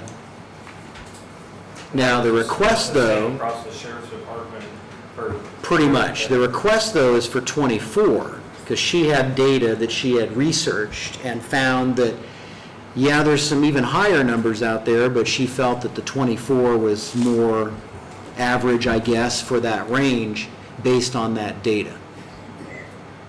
Can I interject something here that might make it simpler? You guys, I didn't fill my 10th position, so you guys fund that 10th position.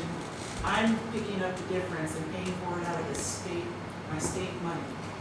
I'm paying that difference, so it's at no cost to the county. I'm paying the difference of that from $18.85 to $24. I'm funding that from my 1222 fund, which is paid for by the state Every year? every year. Yeah, and it's all county money. It's just the funding source is different. It's not property tax, for Correct, instance. But I can only, to be clear, I can only Right. spend it on very certain things. Correct. And this is one of them, which is good. So, yeah, and we know that the funding, we talked about the budgets during the workshop and how we're definitely over budget on these funds anyway, but they do have cash balances. How long that'll last, we don't really know, but there's going to be a point where that's going to catch up. Right. But I'm not so much concerned about that, which is an odd thing to say, not so much concerned about that as I am keeping it somewhat structured. I really want to do it, and I'd like to, I think this is a very good idea. I just think we shouldn't be muddying the dollar amount so much, because we're going to do a new study anyway for next year, and it'll have a fresh target for this position, for instance, as well as jailers and EMTs, and, you know, there's gonna be a catch-up, if you will. I'd rather start out being a little more conservative with it and get it started, and then come back and add or adjust in the next year or so. But Anton, to be fair, you didn't bring us up with jailers when they got their raise, which is why we're here this year. Right, and we already addressed that during the workshops. Right. We came up with a solution to bridge that gap, to correct what the council had done several years ago. But this is a brand-new position, and are we going to stick with that, or are we going to pick a different amount? I mean, that's up to the majority of the council, but that's kind of the dynamic we're looking at in this decision. I'd rather start it and be conservative with it, stick with our structure and get it going, because we got to start it, I think. Can I say something? The $21 an hour for an assistant director is going to be $2 an hour less than every other dispatcher. So your assistant director is only going to be making $2 an hour more than everybody else. I don't know how it works, like I don't know the sheriff's, how the chief deputy versus the other deputy, I don't know. But that might be something to look at too. That person is going to have a lot more responsibility than just an average dispatcher. Right. So you should look at how much that equates to money-wise. And there's an enormous amount of work that you can tell just by looking at the job description that this position is going to have to take on. So the difference between the $18.85 for a regular communication officer and the $21,737, it's $2.88 per hour times 2,080. It's wage-wise, it's a $6,000 difference, which is decent as a start. You know, we may find when we do a study that the rate of pay should be 26, you know, or 28, like you mentioned. So the bottom line here, that would be something we'd want to do later. you're looking at this for your department. I get that. It's your department. But the bottom line is, I think what he's trying to say is, and you said we are going to get a wage study. We'll have to vote on that. Right.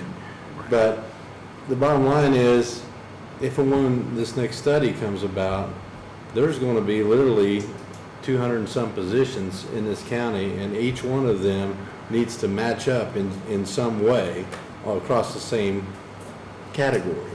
So with keeping it conservative, it keeps us within the ability to, you know, adjust each of those positions the way they need, because every adjustment costs money, basically. So it's not about wanting to take away a certain amount of money. It's, you know, to be honest with you, every budget year that since we've had the salary wage study done, you know, I've sat here and said, you guys have heard me say it, now wait a second, because we need to keep it in line. We've got to be fair, because if we don't do it fair, then the wage study has no purpose. It's like, why are we even doing it? So I get it. You're looking out for your position, but before everybody beats up on him too bad, I just want it to be known that there is a method behind what he's saying. So, And yes, you can thank me later for sticking up for I me. don't know that I can, I don't know that I can, that I'll give any applicants at $21 an hour, knowing what they have to, the amount of work that they're gonna have to do with 7 brand new people.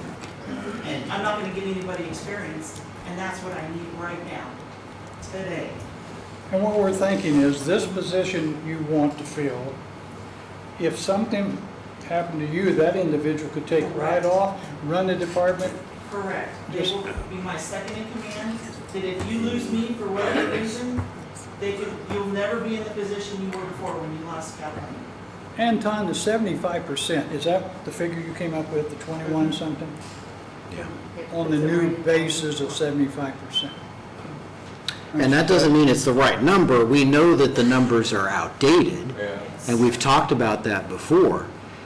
But But within that we've got to come up, classification, yeah, like we you did said. with the other, at least this is new, so it wasn't something pre-adjusted multiple times, but, you know, I would really like to see them do this. I just thinking about the group, I don't see an appetite for $24 an hour. I just don't see that. So if we want to accomplish it, I think we need to start somewhere. We can always go up. It's down that's the problem. We can't do that once you set that into motion. Amy would like to make. Yeah, yes. Okay, I would like to make a motion that we add the full-time assistant director and trainer position at 21.737 for 2,080 hours. Motion's been made. Is there a second? I'll second that. Second by Steve. Any other questions? And I will make an amendment that we would want to reduce or take away one of the communication officer Right. positions. So I'll make that amendment. So did Steve withdraw his first motion? This Did is you make a motion? saying- Well, I did say motion, I meant to say discussion. Because I didn't think there was an amount. My bad. And if Amy and Steve agree to include that in their motion, that's fine. So, I do. okay. Okay. I'll call for a vote. All those in favor? All those opposed? Okay, motion carried. All right. Okay. Which one's going to be When does that next? start? Oh, yes, because we were thinking about doing that for the balance of For the rest of 24, the year. correct? That's what we discussed I in need this here. position yesterday. Okay, so good point. Glad you brought that up. That needs to be I'm separate. going to make a motion that we proceed in doing this up to now, bring it into 24 for the balance of the current year. Same rate and all that, with the exact dollar amount to be determined for advertisement through the auditor and you talking about what's left for the year. And also adopt the job description that she had supplied. Motion made by Anton, second by Amy. Anton, can you re-say that motion? Okay, so simply put, we're going to go ahead and act on this now for the balance of the 24 budget.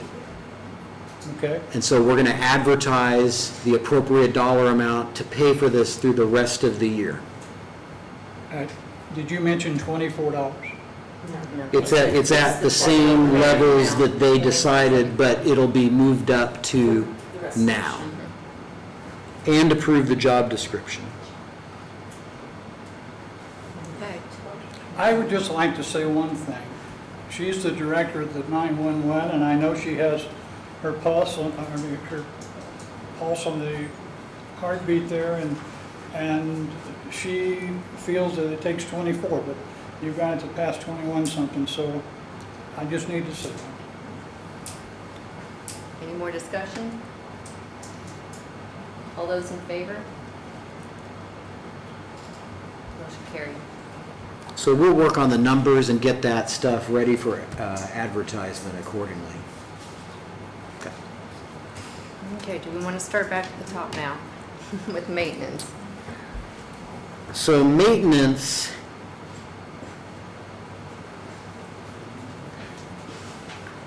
It would be completely out of the general fund if we were to do that. Let's talk about what's left that's in the general fund. Okay, so it would be maintenance and, Clerk, pardon? clerk would be. Yeah, clerk. Clerk is not going to be out of the general fund. Or is it about her appropriate? It's going to be out of the document fees. Okay, yes. Okay, You're so right. She has 63,000 available. Correct. Okay.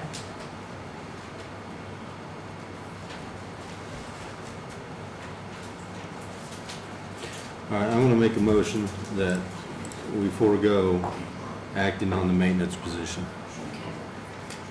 Motion made, is there a second? I'll second that. Seconded by Amy. Would you repeat that, Andy? We're I gonna, said that we forego the maintenance position, So that, forego acting on it. no, we do not act, I mean, we Yeah. do not. you may check on mowing, like contract mowing Yeah. and stuff like that. All right, are we, any other questions? So the motion is to not honor the request. Correct. Correct. Are we ready for a vote? All those in favor? All those opposed? Okay, motion carried.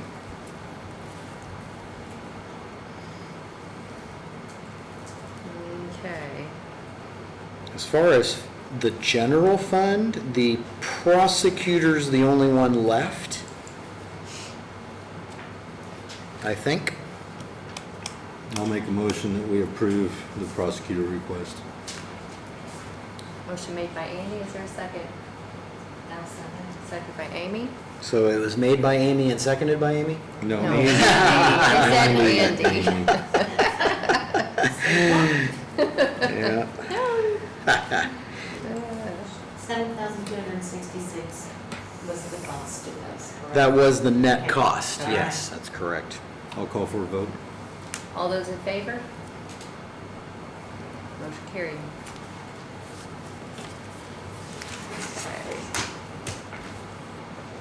Okay. All right, that takes care of our general fund. I'm going to make a motion that we grant the clerk's request and pay for that out of Fund 4902.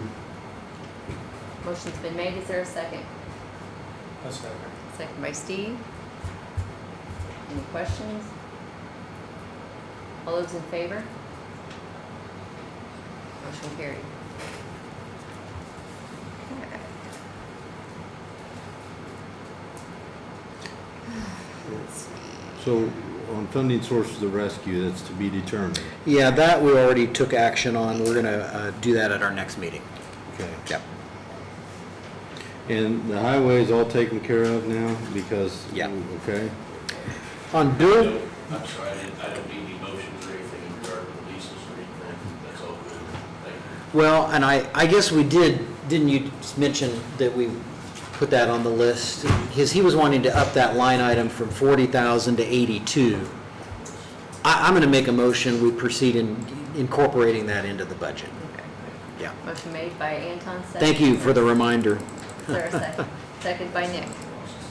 All those in favor? Motion carried. 6-0, okay. Did we bypass the building? We're not Yeah. there We yet. haven't done that I'm yet. going to make a motion that we forego the building request. Motion made by Andy, is there a second?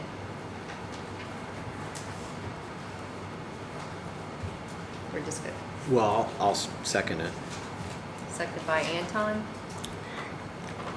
I would like to say, I don't see a problem with this, but if you want to forego it, but I've been down there myself getting a permit on a Monday and nobody was there. And I called the man and he was out doing inspections. And I'd been told that there's been people the week before from Indianapolis down to get a permit, they wasn't open on a Monday. How do you run a courthouse or run an office such as that, and you've got people traveling expecting you to be open, and then you're not open? If I came from Indianapolis, I'd been very upset. Why wouldn't you be able to get a permit if the office manager is there? I'm sorry, Andy, there wasn't nobody there. Door's closed. Because she has all this comp time that she had to use, Right. and then he was out in the field, so that left nobody to be in the office. But with the fulfilling of the code enforcement officer, is that not? And that's I guess that's my point. I Yeah. feel like we've done Right. something in the near term, and we have another request within 60 days of that. Right. So that's why I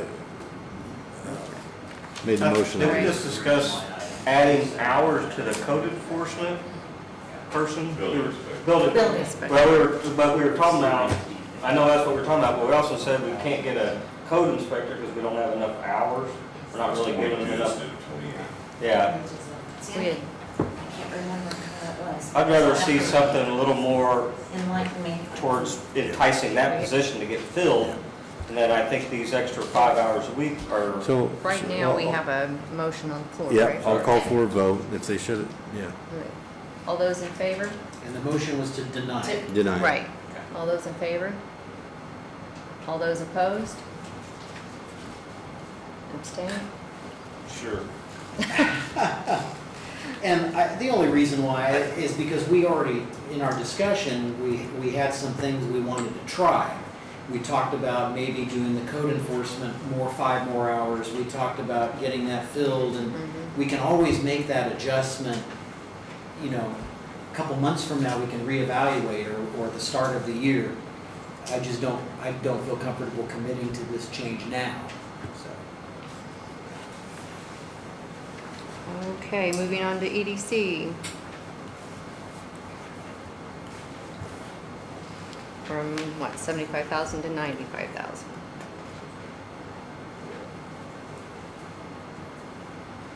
I would like to at least see us do 10. I know 20 was the ask, but I'm not certain that that big of a difference is palatable. But at least for discussion, I'm going to make the motion, we give 10 more. So that would go from 75 to 85. Motion made by Anton, is there a second? I'll second. Second by Amy. Is there any discussion?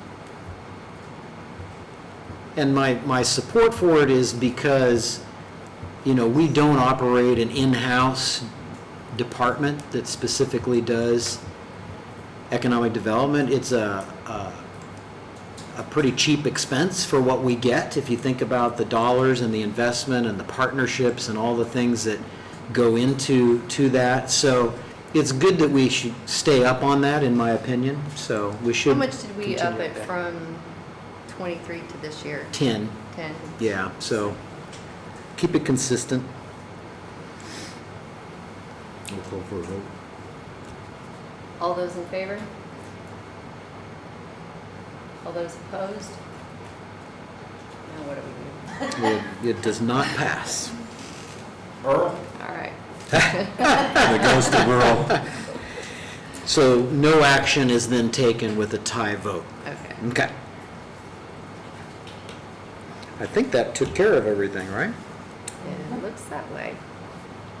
So we'll work We on the had new wage. a very young lady with the Jackson Township waiting for a Yes. long time. Yes, well, we're- Oh, Jenny, oh my gosh.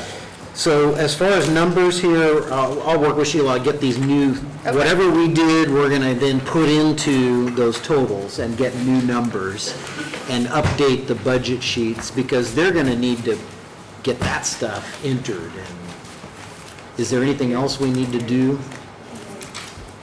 Want a motion Yes. to allow the four of us to work together and get these to happen ready? So moved. Is there a second?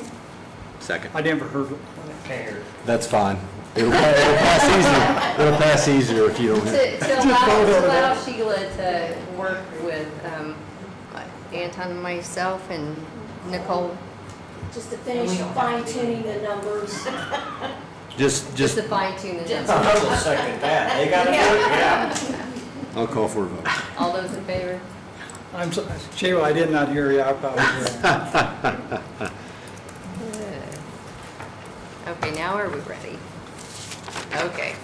Jennings Township budget. Unaccustomed as I am to public speaking, first I want to say that Linda's office does almost everything in the courthouse. I'm a frequent flyer, and maybe other offices, I might go in once a year, but Linda's office, I may be in there 2 or 3 times in a month. They're very wonderful, and she needed help. I'm the Jennings Township trustee, Susan Nichols, and I'm here because I have fire department people on my council. So they are not allowed to vote on the budget. And my budget this year is changed by $500 to the fire department and $100 to my clerk. And I moved an extra $1,000 into forward. And none of this money is extra money, it's just out of the general, moving it into the general fund. And you reviewed it for accuracy. You've reviewed your budget for accuracy. Yes. And Madam Auditor, have you here it is. reviewed her budget? She just give it to us, but again, if it's only gone up $500, because the last 3 years, I believe, has been the same. All right, I'm going to move that we approve the Jennings Township budget. Thank you very much. If y'all sign the papers that comes around. You gotta take a vote first. Also, I'd like to remind people, now, I'm old and don't remember from year to year, but I recall either last year or the year before, we had a lawyer here for an hour and a half discussing the fact that our county did not have extra money for a paper clip, not even a paper clip. And we all know times are hard. Less money is going to be coming in because people, all of us are spending more every day. People are not going to be paying their taxes on time. We can generally expect shortfalls. And they may get worse in the next year or two because people's resources that they had to use are being used up. So I think being careful is essential. Yep. And I also have an opinion about the jail. 30 years ago, we had to have a new jail. Can it not be salvaged? If we build a new jail, cannot it not be built better so that in 30 years, it does not fall down? The specs need to. Sue, I was going to ask, on your fire Yes. protection, or professional services, is that your, yes, it's a contract Yes, that's a contract. with the local fire department Yes. there? in- We haven't, we do not belong to a fire territory, nor do they wish to belong to the fire territory. Did they set the fee on that? No, I didn't. Okay. And They they're don't real, get a vote because they're on the fire territory. They're on the fire department. Every year I try and increase it a little bit so that there's something. Ms. Nichols, I'm going to call for a vote while we've got it.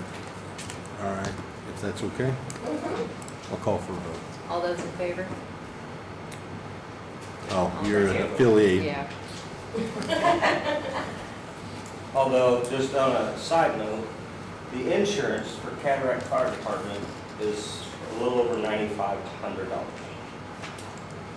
And Jennings Township pays $13,500. It's a pitiful amount, but it's more than. So you come get. eat beans. Yeah. Fundraiser. These people work year-round to support themselves. Is that the same time? you can't sign. Well, thank you very much. Thank you. Thank you, And sir. I'll wait for my paper to come around. Is it all the way around? Is there more? So There it is. Get your Oh, paper. you're on sign. Sue, will you Okay. get me a copy of that? Oh, And you're going, and you're going to submit it to DLGF? yes, but I'll get you a copy right away. Should be. Can we get a little bit from Montgomery? All right, Because let's we cover half of it. move on to transfers and additional appropriation requests. So these have not been advertised. This is first No, reading. no, First they haven't. First reading. All right. I want to make a motion that we approve the $3,500 for Homeland Security, Fund 9115-20700.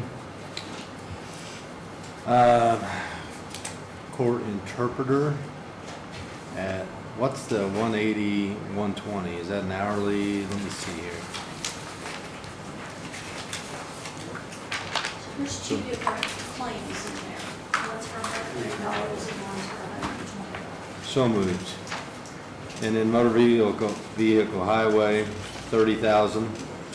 And then the following transfers, both for motor vehicle highway, the amount of $30,000 and the amount of $6,000 from Fund 1176-30101. Motion's been made, is there a second? Seconded by Amy. All those in favor?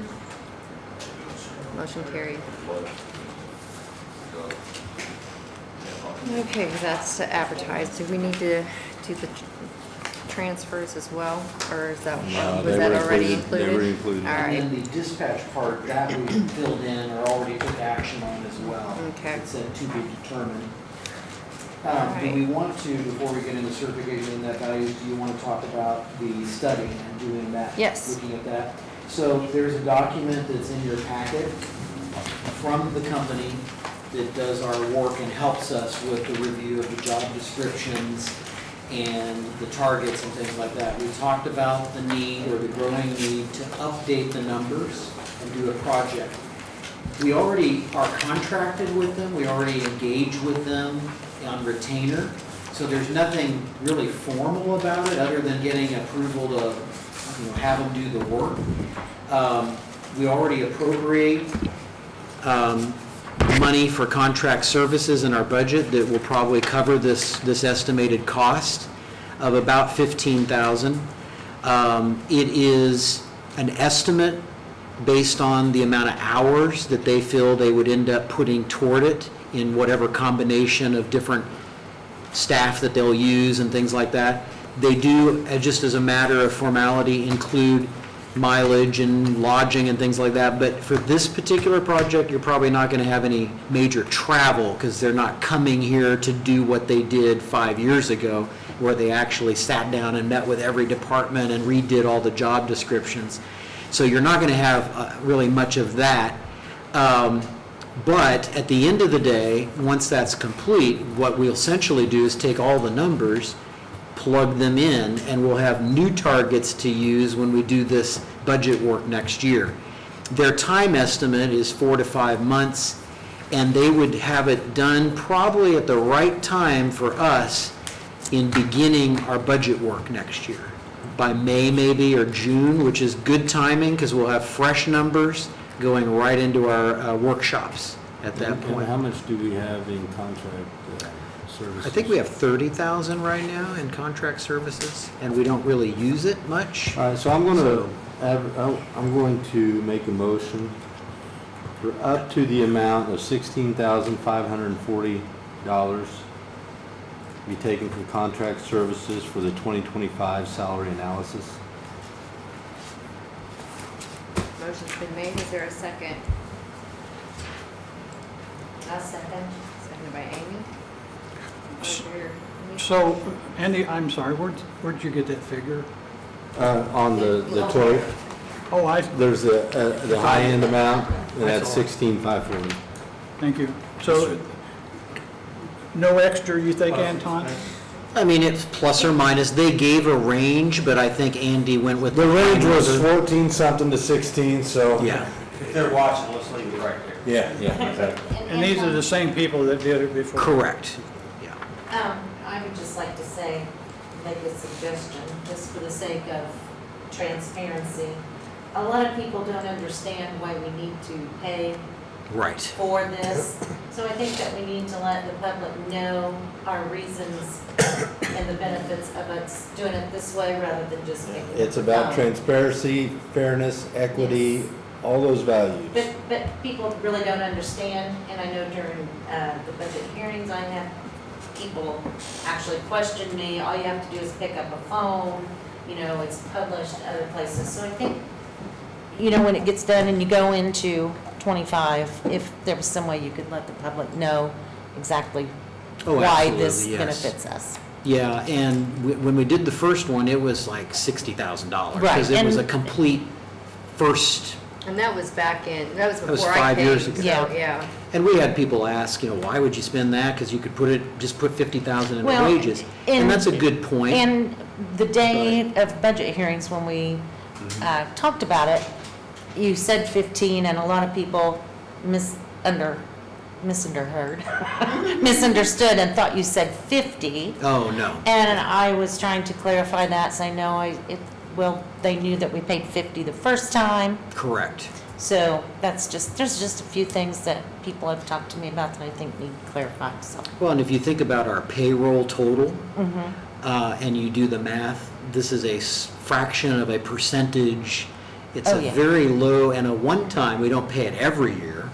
It's a very low cost, an administrative cost of making sure that our staff are particularly, basically compensated in a manner for the positions they're in and how they relate. And you could see tonight the complications that come from not doing that. Absolutely. Because it creates a little bit of animosity between departments and positions. And some people feel that, well, they're not getting paid as much as so-and-so because they're doing more work or less work. Right. By updating and keeping up with this, we are continually trying to keep things objective and following those patterns and procedures. So There you go. it's a good thing. I It was, is, and just so they know, you know. I was one of those that thought, you know, why would you, when I came on, why would you pay $50,000 for this? But I see the value in it now. And this, I mean, that was a whole different level. I mean, Oh, yeah, the it was involved. classifications and everything. But now that that's done, to keep this fair and balanced, I see the value in Yeah, it. so we were all right and you were wrong. I'll call for it. Now, I will also say real quick before we vote, besides just an analysis, as you know, since 2020, we had created a few positions, we had changed some. There were a couple of loose ends on titles and things. They'll clean those up as well. That's a part of this project. If you looked at that spreadsheet, our wage spreadsheet that was shared at the beginning of the process, any place where you saw yellow was a problem issue where there wasn't something either up to date or something that needed to be followed up on. And we hope to knock those out so we can have a very clean reset and not have anything missing in that, and just do it right moving forward, so. What you have to say, Sheila? If you're wanting to use the $30,000 that's currently in your fund, it has to start before January 1st. Or I have to have a bill to encumber it with. Okay. Well, I think getting this done as quickly as possible would show the employees that we are trying to move forward. And obviously, we went to 50%, then 75%, and then I think this will be really good next year. So I will amend my motion to allow Anton to contact Wagner. No, nothing against you, I think Madam President. Polly should, to be honest. She's going to have to Okay, sign well, it. I'm going to say that both of you, or one of you, contact this firm and get it moving contract-wise. And Amy, do you consent? Yes. If there are no other questions, all those in favor? All those opposed? Abstain. Abstain, okay. Okay, let's see, certification of net assessed values. That's your thing. So there were several things. Every year we complete a net assessment of all the assessed values in the county of Owen. So it's a lot of checks and balances. I go through, look at abatements. Abatements are self-reported. So in this, the paperwork that Austin completed for their abatement, they put an abatement amount of $103,500. And based upon that paperwork, that's the amount that I entered. However, going back through in Gateway, once you upload everything, they give you any townships that have a greater than 10% difference from one year to the next. So this is where this was caught, that per the resolution, their abatement amount should have been $2,471,000. So on the paperwork that they completed for their own cause, they shortchanged themselves. So, Changing there. right, and since that is a huge impact in the tax dollars that we're gonna collect. So, and what the DLGF uses as, when they're looking into our budgets and things like that. So, there was also, the state sent multiple utility and rail assessed values. I think they sent 3 different files. So where they kept catching errors. And so I thought I had pulled up the right file and I didn't. So there were some differences within the utilities that can also, we could not include the utility parcels, but since we're cleaning up everything anyway, then this gives us the cleanest data possible to upload, and so the taxpayers can look at that and actually come really close to the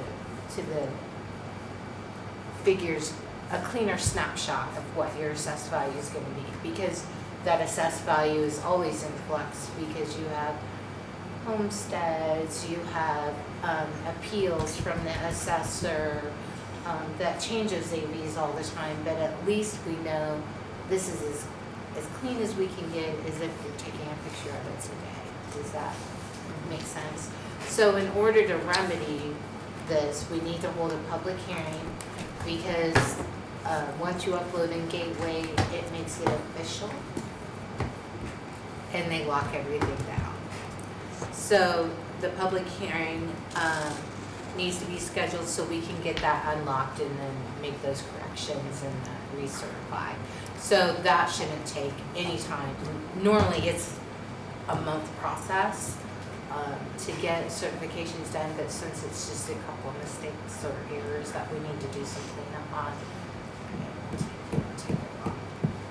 And the hearing will be on the 30th. At what time was that? 5 o'clock. 5 o'clock. So September 30th, at 5 o'clock, we're going to have a public hearing for this Okay. to rectify it. Otherwise, it will impact us pretty greatly. What day is that on? Monday. It's a Monday? 5 o'clock. 6 o'clock Was there anything is, more than they have the candidate forum at hearing? 6. Okay, so we're Yeah. gonna, okay. Just So our ordinance. try to get Yeah, I this in just before wanted to that make sure. starts. Yeah, we're at the end. Okay. So do we need to make that a? It should be a short meeting. Have that meeting? Yeah. I'll make a motion that we have this certification meeting on September 30th at 5 p.m. Public hearing. All right, motion's been made by Annie, is there a second? Seconded by Steve? Or? We don't- Which I one? second it. I second it. Okay, seconded by Nick. All those in favor? Motion I'm going to carried. make a motion that we allow the president to sign the salary ordinance compensation summaries. Motion been made by Andy, is there a second? Yes, I second. Seconded by Nick. All those in favor? Andy, we carried. missed you, budget hearing. Get her done. Oh, we slaved away. All right, elected officials and department head comments. Those ribeyes that Chris anybody- provided were awfully tasty. Yeah. Does anybody have anything to say? All right, public comment? Sit here when you come to speak. Yes. My name's Walter Koch. I'm a new resident of Elm County, and I just wanted to, I've been watching some of the meetings on YouTube to get an idea what's going on. I'm in District 1, so Councilman Robinson's my representative, and I appreciate that. And I just had some questions. We had a study done approximately 5 years ago for classifications and salaries and stuff like that. And in that study, from watching some of the stuff, it would appear that the telecommunicators at the 911 center were in the same classification as the jailers, and the director brought that up during the budget. And the solution, to the best of my knowledge, unless I missed something, because there's a lot of numbers and stuff going, they're still not being paid the same as the jailers. Is that correct or is that incorrect? That's correct. If we're paying for studies for classification purposes, not just salary, as a taxpayer, why are we not following that? It seems confusing to me. Very good question. I can answer that for you. And thank you for your service, because I know you're a new employee there in dispatch, so Yes, we appreciate that very much. I'm here not on that behalf. I'm here Totally, as- agree, I'm understood. here as a taxpayer. Very good question. By no means am I here on behalf of the director or anything like that. That's why Very, I'm very, ready to dispatch. very good I want question. to make sure that's clear. Understood. So to answer your question, normally that would be the case. We would want they're classified the same, so they should be paid the same. Correct. Yes. The trouble is a couple of years ago, the council, not a majority did, not everybody unanimously voted to increase the jailer pay to an amount beyond what the study stated. So the wage rates that were approved for jailers and at the time deputy road officers were raised, I don't want to say artificially, but above the targets of the study. So they became outliers. Now, with that, dispatchers were not a part of that. And I don't know. Same classification. That is correct. That is correct. And so that's, At- to me, that very makes good sense. point. If Very we're good voting point. on things, and then the vote is to do this, and it's the same classification, what are the things that are getting voted around and approved that are not getting followed through? As a taxpayer would be my question. Right. So as a fix, or at least a bridge into the next budget year, because we're going to do a new study anyway, we made a solution to move forward with getting some kind of a correction put together, which resulted in bringing part of that pay up without causing the other positions to be out of whack as well. And then we voted on that. I mean, some other positions as EMT. Right, because then there would be others, that's correct. So we included them, and we brought part of that up. So it's kind of a half fix, The question was, but were the EMTs the same classification as the jailers? yes, they are, Okay, yes, yeah. Okay, so they they should were. have been brought up to the jailers rate as well. And they were artificially lower, actually, which was really odd. So anyway, so regardless, with the complications and the factors, the reason why we did what we did now is to bridge that gap and try to get that corrected in somewhat of a structured way before we get into our new study. And when we do that, the numbers are going to be moot anyway, because we'll have new targets. And I hope that the council, because I didn't vote for that, but I hope for the council, yes. But the council did. I- The majority rules. Right. Should have went with what the council voted on. I think I Unless can. I'm misunderstanding how that Correct, works. correct. I think I can explain it a little bit. When I first came in as a new council person, we were in very bad shape financially.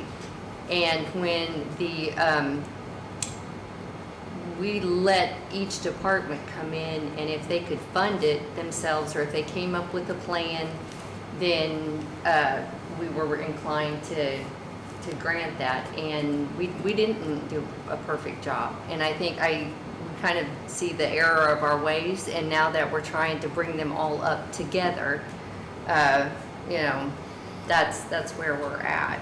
I just, like I said, it's kind of, Well, see, everybody, every member, all 7, and there's 3 that are from a geographic area, and then, or 4 that are from a geographic area, and 3 at large.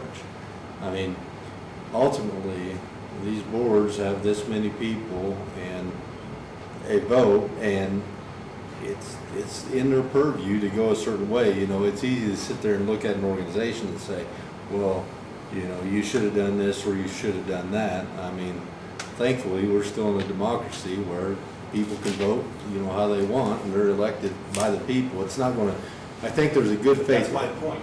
There was a vote, and the vote was to pay them the same classification as the $50,000 study that the taxpayers paid for. Well, no. And it didn't occur. That study was for a lot of things. Okay? Correct. It was for Classification. it was for a wage analysis, it was, so the bottom line is, but there was nothing, I wish we could pull money out of the sky and say, okay, we're gonna go with everything this says right now and do it that way. I wish that we could say that although we had that study done, that every council member thought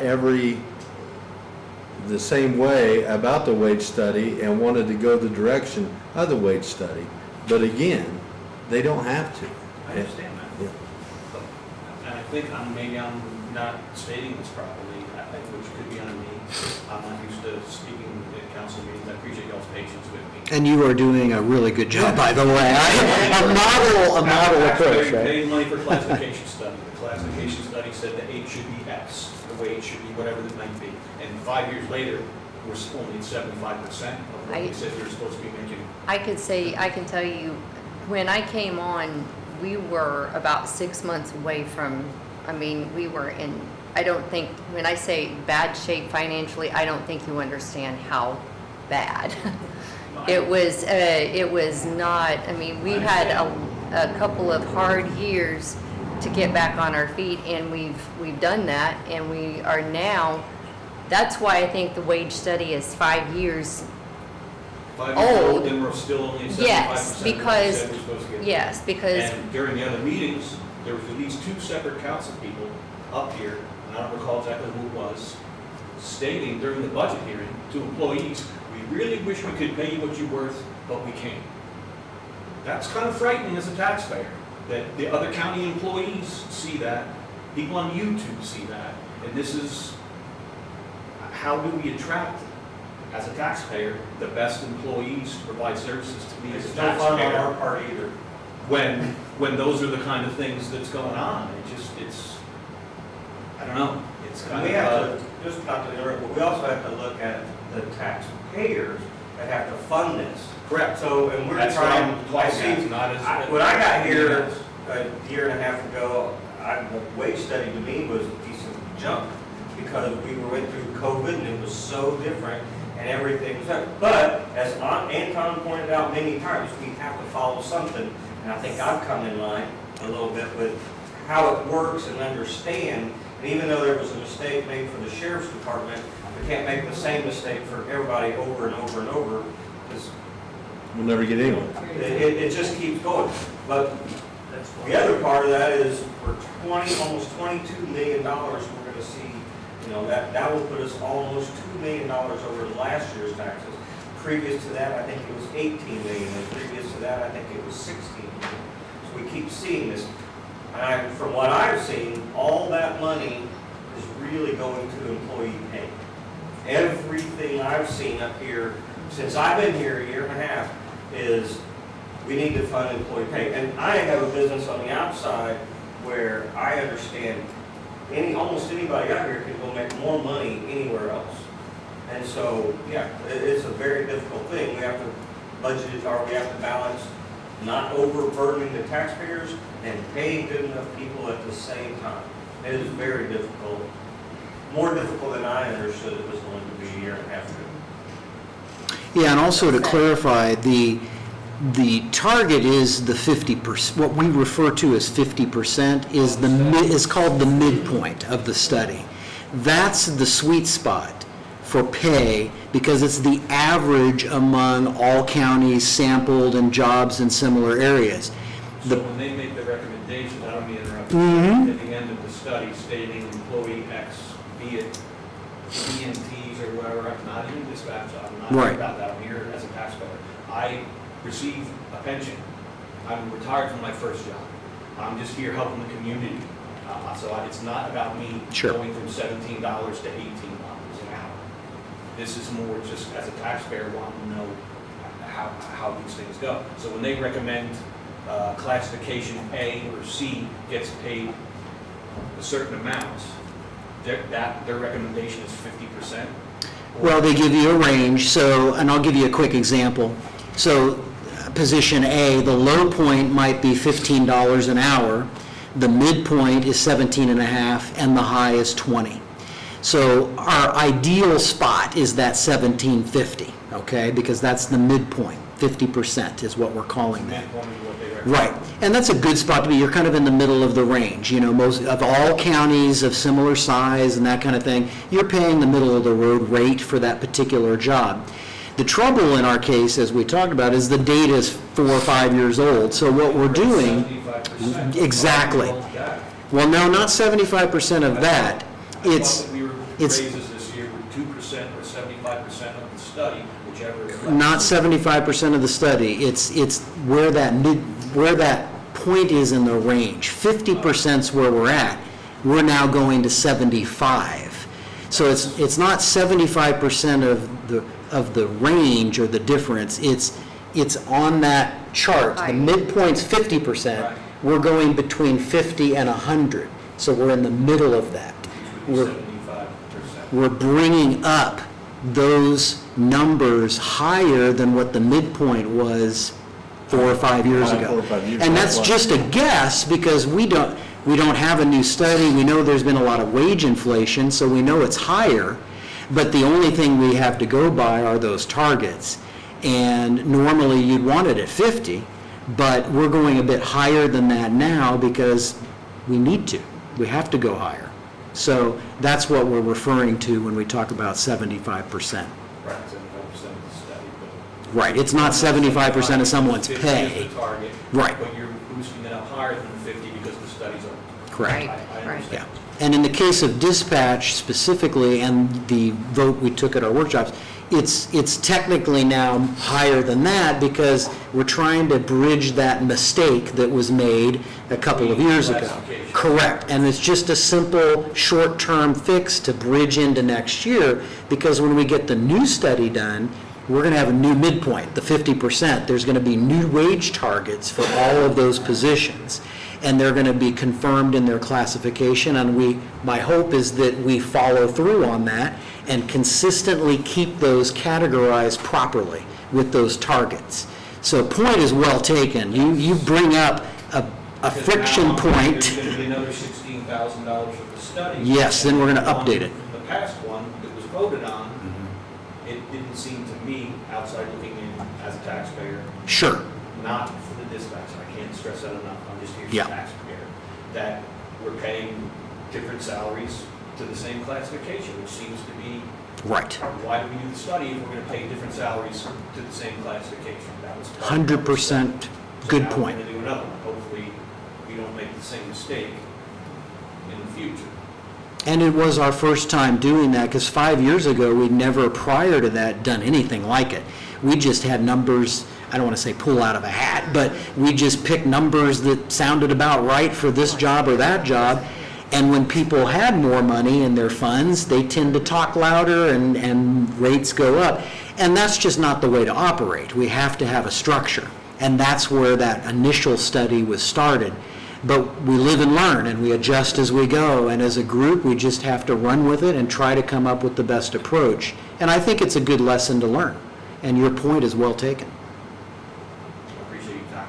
You're in my council district, by the way, I so, apologize. no, you're good. So we'll have to link up. I thought I was in Wayne County. You're in, out by the golf course. Is that right? I'm in one of the new subdevelopments. Yes, so yeah, that's Washington Township. Oh. Yep. It's only your district. Yeah, absolutely. But Nick can help you too, so. Any one of us can help you, With but, anybody here, Yeah. I'm just here to speak, like I said. but yes, welcome, yeah, I'm glad to have you, To, yes. You know, if we're gonna keep getting studies going, I think we should probably follow through with the studies. I agree. I'm not even gonna get started on the other stuff What we're because trying that's to not for do. me to speak. The director covered that, and I have the utmost faith in the director. Yes. I'm not here to speak by any means on her behalf. Understood. Thank We you. really appreciate you speaking up. Thank you. I appreciate Yeah. your time, thank you very Yeah. much. All right, Sheila, Nicole, you guys have anything? Council, anything? Thank you all for helping contribute to making these decisions, and appreciate all the work that's done. Thank you. Are we? Okay, motion made. Who made the motion? Who made the motion?